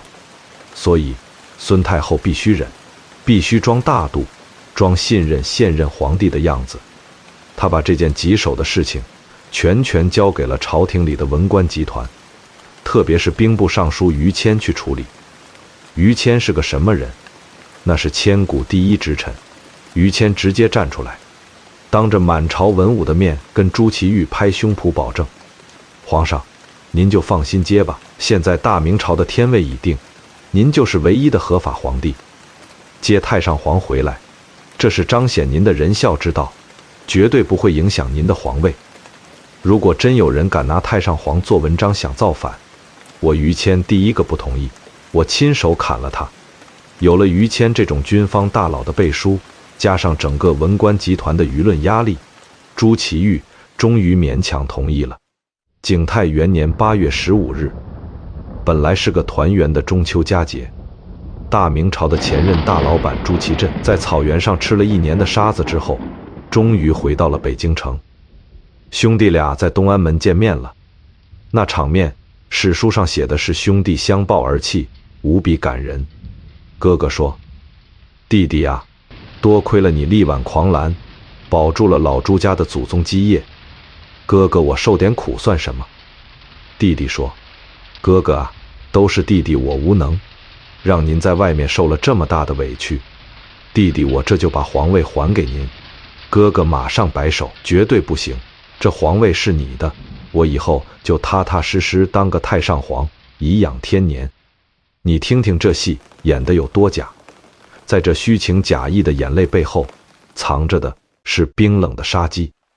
朱祁钰根本没打算给哥哥任何喘息的机会，眼泪还没擦干，朱祁钰直接一挥手，几个太监就把朱祁镇以及朱祁镇的原配妻子前皇后，像赶鸭子一样，直接赶进了紫禁城旁边的一个院子里。这个院子叫南宫。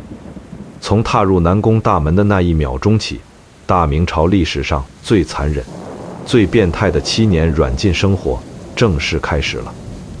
为了防止这位太上皇和外界有任何接触，为了防止朝廷里有旧臣去探望他，朱祁钰下达了严厉的封锁令。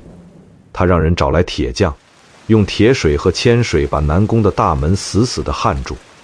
灌铅、整个南宫只留了一个连狗都钻不过去的小洞，用来每天递送饭菜。不仅如此，朱祁钰的被害妄想症已经到了丧心病狂的地步。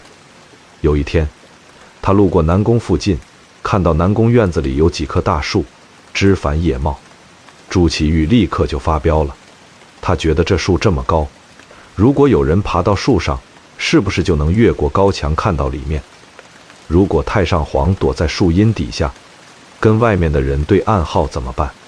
更可怕的是，如果到了夏天，太上皇在树底下乘凉，过得太舒服了怎么办？皇帝一句话，底下的太监立刻拿着锯子和斧头冲进南宫，把院子里所有的树木连根拔起，砍得干干净净。各位，你想想看，北京的夏天有多热？那叫三伏天，骄阳似火。南宫变成了一个光秃秃的蒸笼，连一片可以遮阳的树叶都没有。朱祁镇和前皇后就只能在这个大蒸笼里忍受着高温的炙烤。而到了冬天，北京的寒风像刀子一样刮，南宫里连个取暖的炭火都不给足，这根本不是给人住的地方，这就是个人间地狱。更可怕的是饥饿。按理说太上皇的待遇不应该差，但是朱祁钰为了折磨哥哥，故意授意底下的人克扣南宫的伙食，送进去的饭菜往往是馊的、臭的，有时候干脆就几天不送饭。堂堂大明朝的太上皇，曾经拥有天下财富的男人，竟然要在自己的皇宫里挨饿。为了活下去，前皇后只能带着身边的几个老宫女，每天在南宫里做针线活，绣一些荷包、手帕，然后通过买通守门的太监，把这些手工艺品偷偷拿到宫外的集市上去卖，换一点粗茶淡饭回来糊口。前皇后在土木堡之变的时候，为了求老天爷保佑丈夫平安，每天在冰冷的佛堂里跪着哭泣，哭瞎了一只眼睛，跪残了一条腿。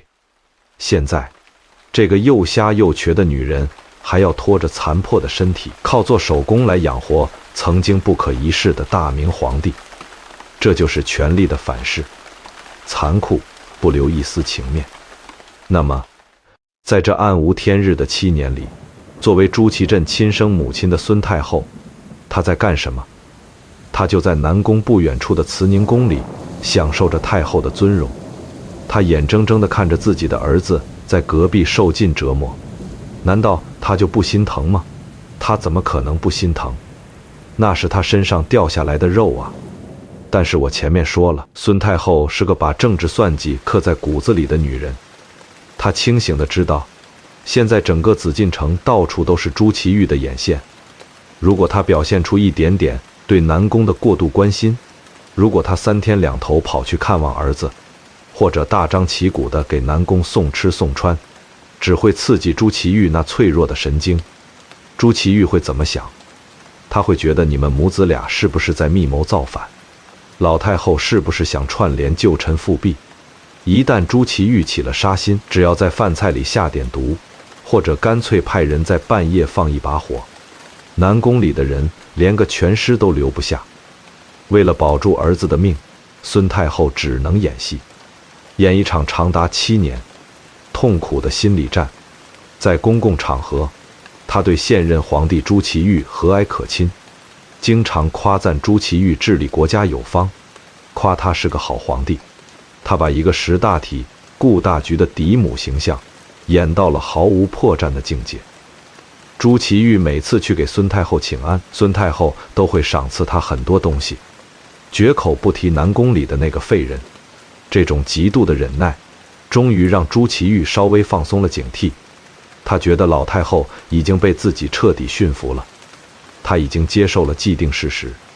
但实际上呢，孙太后在暗中用隐秘的手法进行着极限的微操。她动用了自己几十年来在后宫积攒下的所有人脉和金钱，偷偷买通了看守南宫的几个关键太监。每逢过年过节或者冬天最冷的时候，这些被收买的太监就会悄悄地从那个小洞里塞进去几件保暖的棉衣，或者几块救命的肉饼，这些东西不多，绝对不敢大张旗鼓，但每一件都是孙太后从牙缝里挤出来的母爱，是朱祁镇在这7年地狱生活中唯一能够感受到的人间温暖。孙太后就是用这种憋屈、卑微的方式，死死地护住了儿子最后一口气。这7年里，孙太后不仅要忍受儿子受苦的煎熬，还要承受来自朱祁钰的政治试探。朱祁钰当了几年皇帝，天下太平了。这个时候，他的私心彻底膨胀了。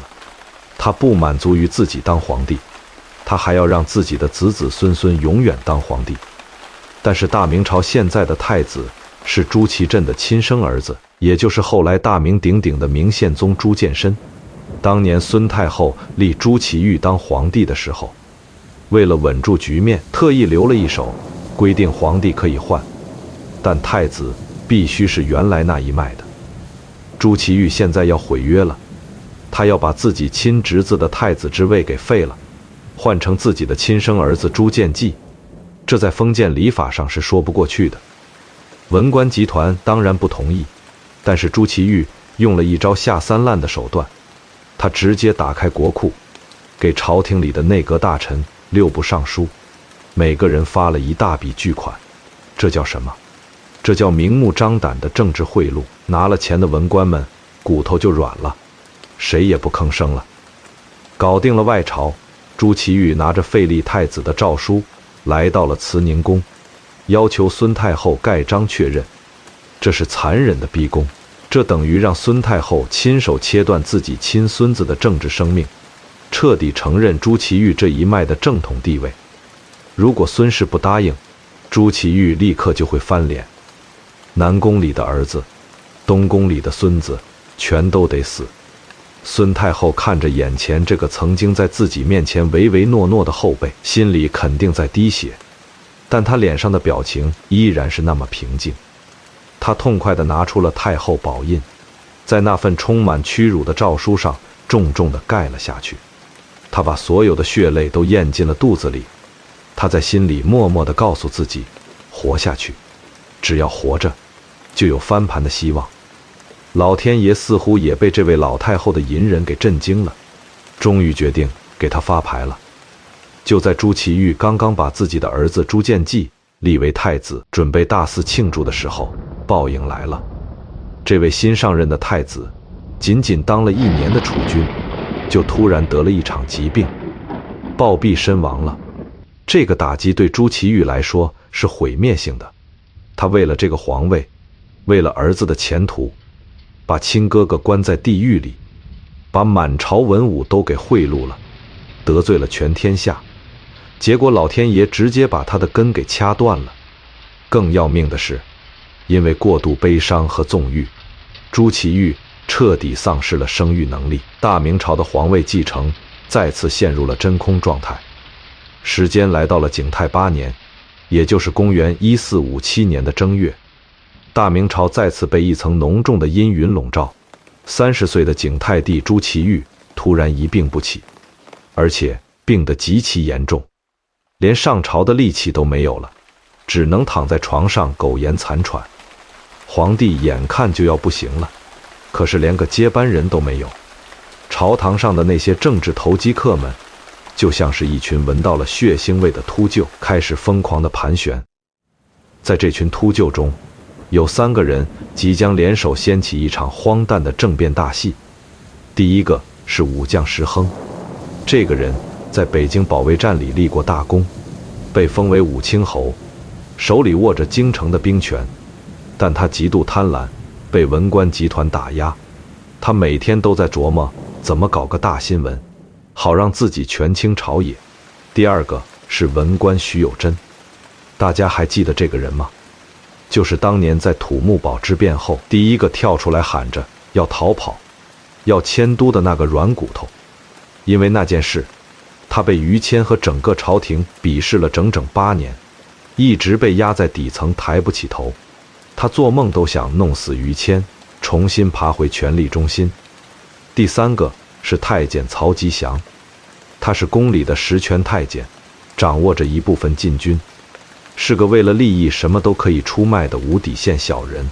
这三个平时根本玩不到一块儿去的人，在一个阴暗的地下室里碰到了一起。他们一合计，现在皇帝快死了，没儿子，如果等皇帝咽气了，文官集团肯定会按部就班地走程序，或者迎立外藩王爷，或者重新把南宫里的废太子朱见深给扶上去。如果是那样，那根本没他们三个什么事。他们捞不到半点政治资本，富贵险中求。既然要玩，就玩把大的。南宫里不是还关着一个曾经的大老板吗？只要我们抢在皇帝死之前带兵冲进南宫，把太上皇救出来，重新推上龙椅，那我们就是从龙之臣，我们就是大明朝的救命恩人。到时候想要什么？没有。这就是历史上著名的充满了赌徒色彩的夺门之变。但是这三个人虽然是亡命之徒，但他们不傻。带兵冲撞南宫，那叫谋反，是要诛九族的。只要禁军一阻拦，只要城外的经营兵马一开进来，他们这几百个人瞬间就会被碾成肉泥。要想让这场政变披上合法的外衣，让所有的守军都不敢动弹，他们必须拿到大明朝最高级别的政治授权。在这个皇帝快要断气的节骨眼上，全天下只有一个人的话可以一锤定音，那就是身居后宫的孙太后。正月16日的深夜，北京城下着鹅毛大雪，冷得刺骨。一个隐秘的黑影躲开了所有的巡逻侍卫，悄悄地潜入了孙太后的慈宁宫。这个人可能是曹吉祥派来的亲信太监，也可能是他们收买的某个高级女官。这个人跪在孙太后的床前，压低声音把石亨、徐有贞他们的计划一字不落地汇报给了这位已经隐忍了整整7年的老太后。老太后皇上眼看就不行了，石将军和徐大人他们准备今晚动手，砸开南宫的大门，迎立太上皇复位。万事俱备，只欠您的一旨，只要您点个头，明天一早，您的亲儿子就能重新坐上那个至高无上的宝座。各位，如果你是孙太后，你在那个深夜听到这个消息，你会是什么反应？这是一场疯狂的豪赌。石亨这帮人是什么货色？孙太后心里比谁都清楚，这就是一群没有底线的小人。如果政变失败了，朱祁钰肯定会从病床上跳起来，把南宫里的朱祁镇碎尸万段，甚至连他这个太后都可能被软禁到死。按照常理，一个稳重的政治家应该拒绝这种危险的军事冒险，等待朱祁钰自然死亡，然后再利用太后的身份名正言顺地主持大局。但是孙太后等不了了，7年了，整整7年，2500多个日日夜夜，她看着儿子在隔壁那个连狗都不如的南宫里受苦，她每天都在恐惧中醒来，生怕哪天早上听到的是儿子被毒死的噩耗。现在，一个千载难逢的机会摆在面前，哪怕只有1%的成功率，她也要拼死一试。史书上对这个关键的历史瞬间只有短短的4个字：太后许之。孙太后在黑暗中看着窗外飘落的大雪，缓慢坚定地点了一下头。就这一个点头，大明朝的历史再次被彻底改写。这不仅是一份政变授权书，这更是一个母亲压抑了7年的复仇宣言。得到了孙太后点头的石亨、徐有贞等人就像是打了鸡血一样。正月17日凌晨4点，正是人睡得最熟，也是夜色最黑暗的时候，石亨带着1000多名全副武装的死士，打着孙太后的密旨作为护身符，一路畅通无阻地杀到了南宫门外。南宫的大门被灌了铅，根本打不开。这帮人就像疯了一样，找来一根巨大的壮木，喊着号子，硬生生地把那扇封闭了7年的沉重木门给撞碎了。当徐有贞第一个冲进南宫，跪在那个穿着破旧衣服、满脸胡茬、眼神惊恐的朱祁镇面前，高呼万岁的时候，朱祁镇还以为是弟弟派人来杀他了，吓得瑟瑟发抖。直到徐有贞把孙太后的密旨拿出来，大声说：“太上皇，太后有旨，请您立刻移驾奉天殿，复位登基。”那一刻，朱祁镇的眼泪终于崩盘了。7年的地狱生活在这一瞬间结束了。一群死士护卫着朱祁镇，像一阵狂风一样冲向了紫禁城的核心奉天殿。当早朝的钟声敲响，那些毫不知情的文武百官揉着惺忪的睡眼走进大殿时，他们惊恐地发现，坐在那张龙椅上的不是那个病恹恹的景泰帝，而是那个失踪了7年的前任老板明英宗朱祁镇。朝堂上一片死寂，徐有贞拔出带血的宝剑，厉声大喝：“太上皇复位，不败者斩！大局已定。”夺门之变在这群政治赌徒和一位绝望母亲的终极合谋下，竟然奇迹般的成功了。但是，权力的游戏从来没有完美的喜剧结局。朱祁镇复辟了，他从地狱重新回到了天堂。但是他回到天堂的第一件事，不是去感谢老天爷，而是要用冷血的杀戮来洗刷自己这7年的屈辱。而他举起屠刀的第一个目标，竟然是那个当年在国家危难之际挺身而出，保住了北京城，保住了大明江山的千古功臣于谦。一场让全天下读书人寒心的超级大冤案，即将在刚刚复辟的朝堂上上演。而在这个过程中，作为幕后最高推手的孙太后，她看着大明柱石即将倒下，到底扮演了什么角色？我们的大结局就来扒一扒这位铁血太后人生中最后也是最具争议的底色。景泰8年正月17日的太阳照常升起了，但是对于大明朝的满朝文武来说，这一天的太阳透着一股让人骨头发寒的血腥味。当惊魂未定的百官跪在奉天殿的广场上，看着那个被关在南宫7年、胡子拉碴，但此刻却两眼放光的明英宗朱祁镇重新坐上龙椅时，所有人都知道一场残酷的大清洗马上就要开始了。政治的逻辑永远是这么冰冷。新老板上位，或者是老掌权人复辟，第一件事绝对不是发奖金，而是杀人立威。只有用鲜血才能洗刷他这7年来的屈辱，才能向全天下证明他朱祁镇才是真正的天命之子。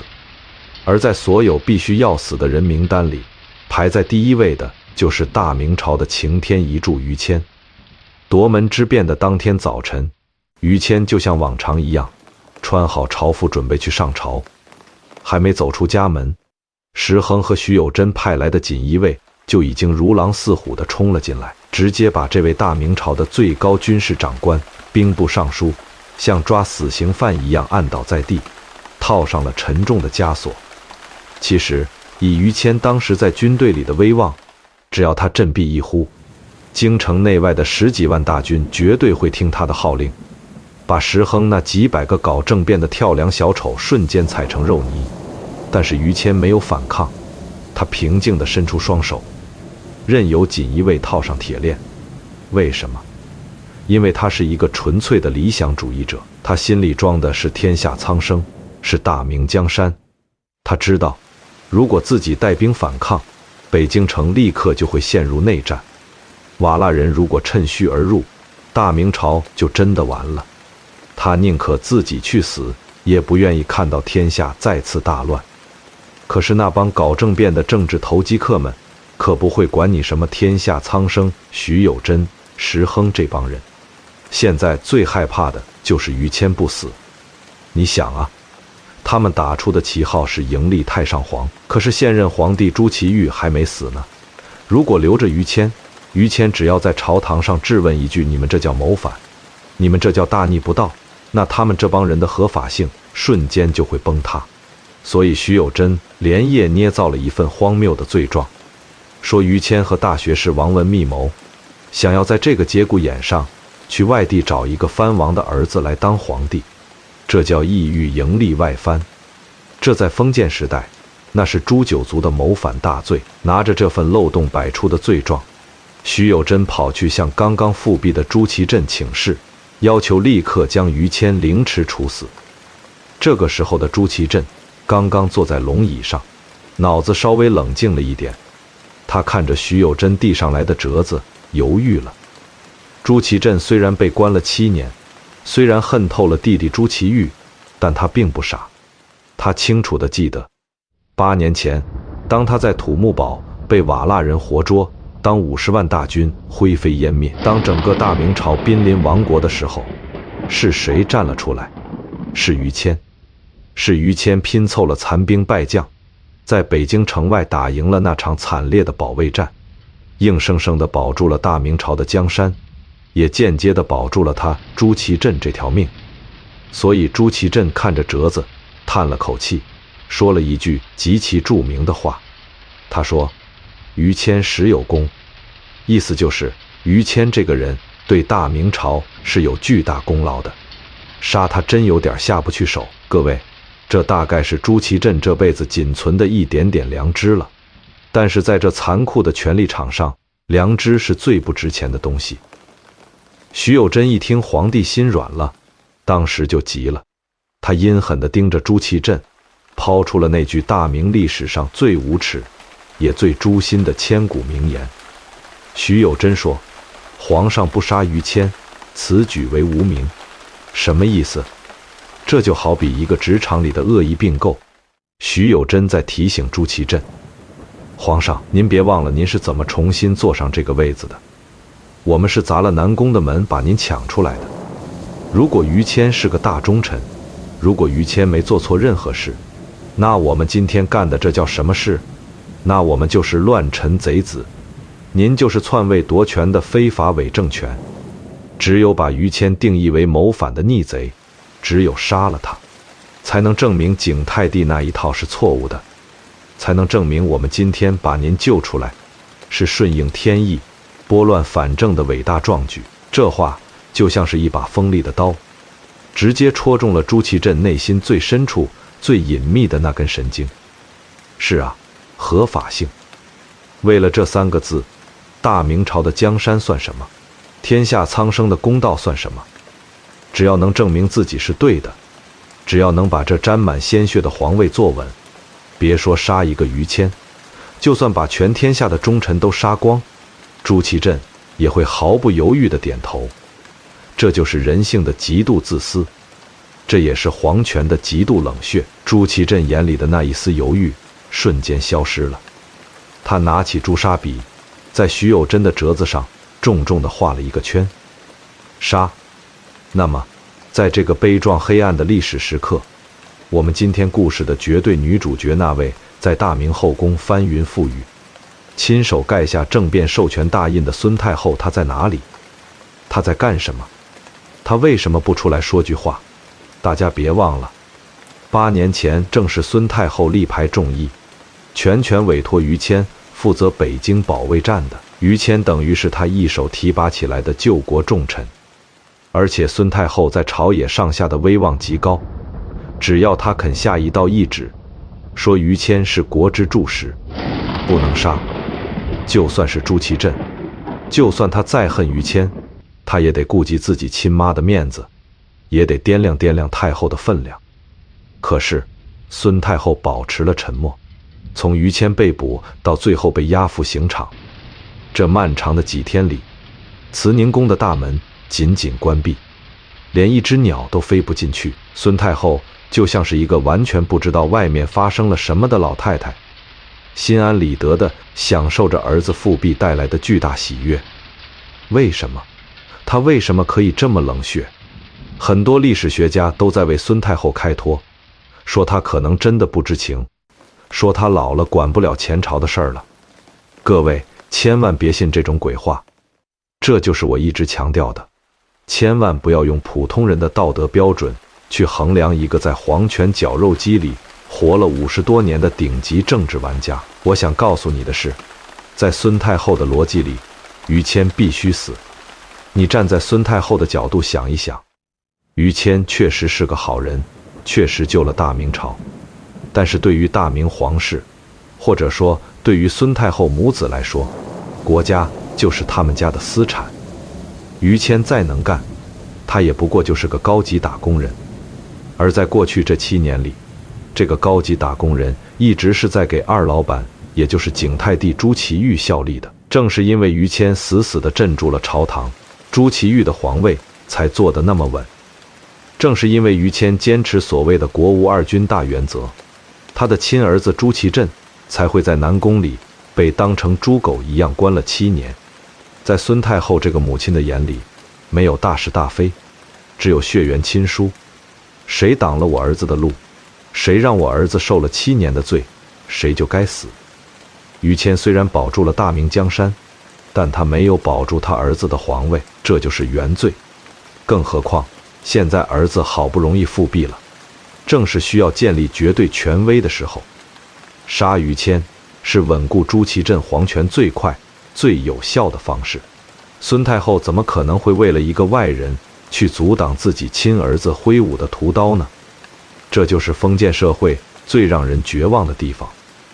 你抛头颅，洒热血，你挽狂澜于既倒，你以为你救的是天下，但在那高高在上的天家母子眼里，你不过就是一块随时可以被一脚踢开，甚至用来祭旗的垫脚石。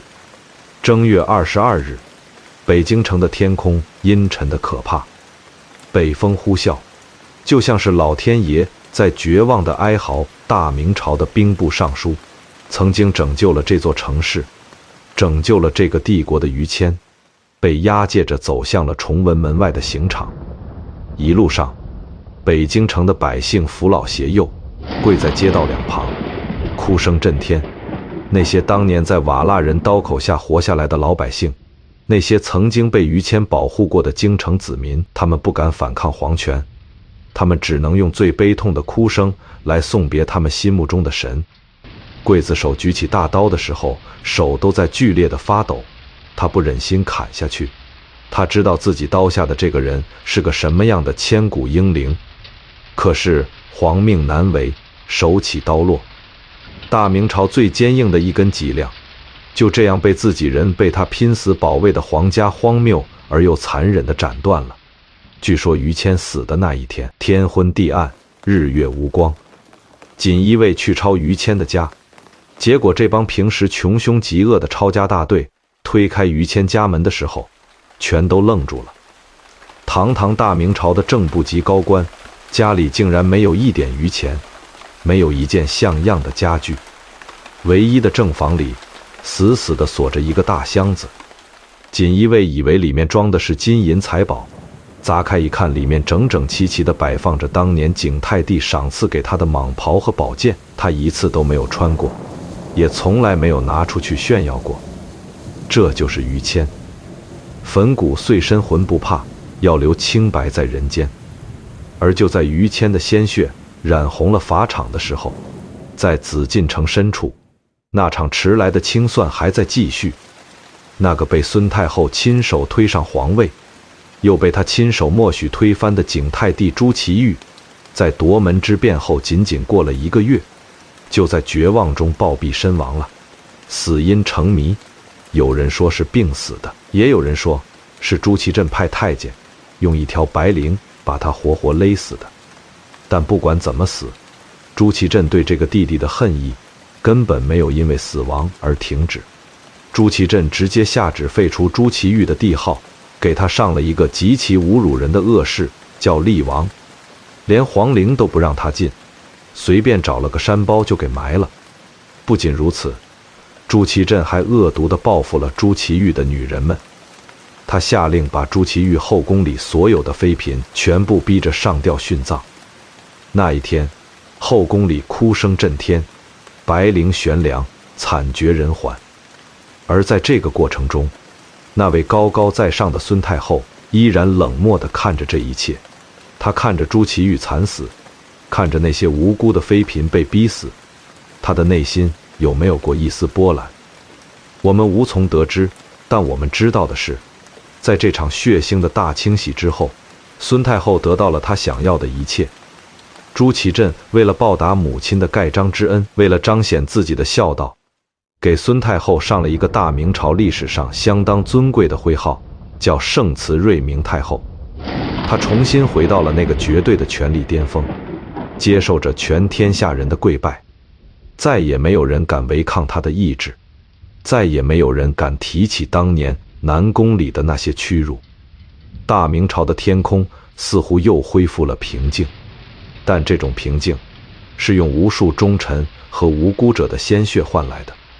天顺6年，也就是公元1462年，这位在大明皇宫里摸爬滚打了半个多世纪，经历了无数腥风血雨的铁血太后，终于走到了她生命的尽头。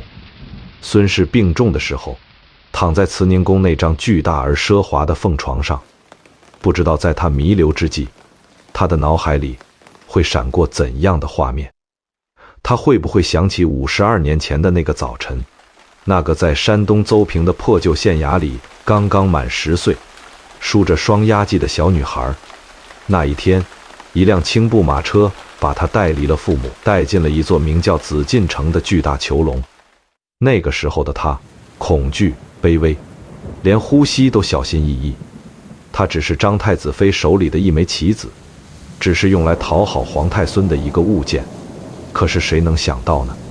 就是这样一个毫无背景、出身低微的童养媳，竟然在这场残酷到了极点的皇家生存大逃杀中，硬生生地杀出了一条血路。28岁那年，他靠着无与伦比的隐忍和心机，拿到了大明朝历史上第一块贵妃金宝，狠狠地扇了封建组织一个响亮的耳光。30岁那年，他卷入那场借腹生子罗生门，用一个婴儿作为政治筹码，逼走了完美无瑕的原配胡皇后，成功登顶后宫之主的宝座。38岁那年，她最大的靠山宣德皇帝驾崩，她面临着婆婆张太皇太后的强势打压，她立刻收起所有的锋芒，装了整整7年的孙子，熬死了所有的政敌。50岁那年，这是她人生中最痛苦也是最伟大的时刻。大明朝遭遇了土木堡之变这颗超级大雷，面临亡国灭种的深渊。作为一个母亲，她做出了世界上最残忍的决定，她亲手废掉了自己被俘虏的亲儿子，把朱祁钰推上皇位，用断尾求生的极其冷血的政治手腕，硬是护住了大明朝的国运不灭。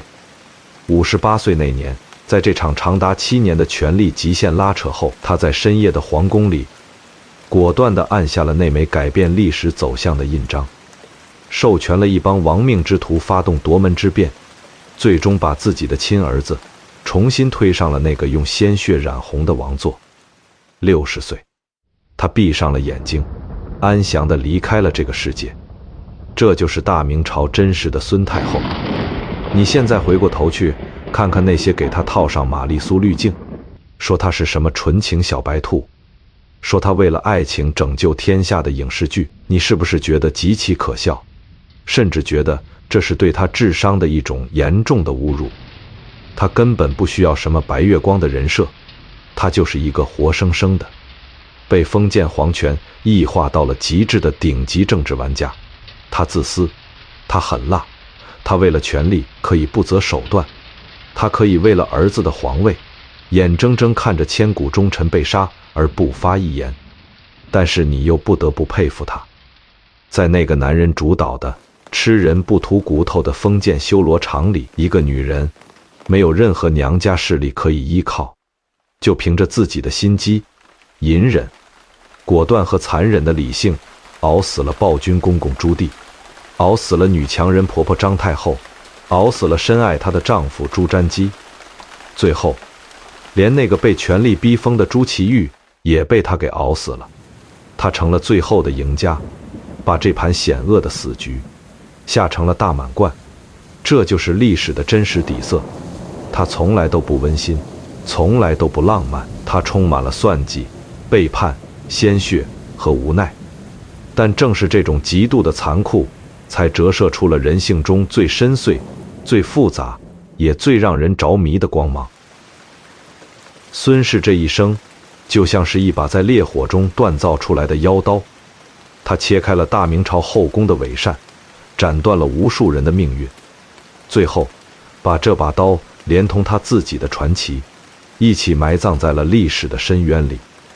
好了，大明妖后孙若薇的故事，今天就彻底给你扒完了。不知道听完这位铁血老太后的一生，你今晚还能不能睡得着？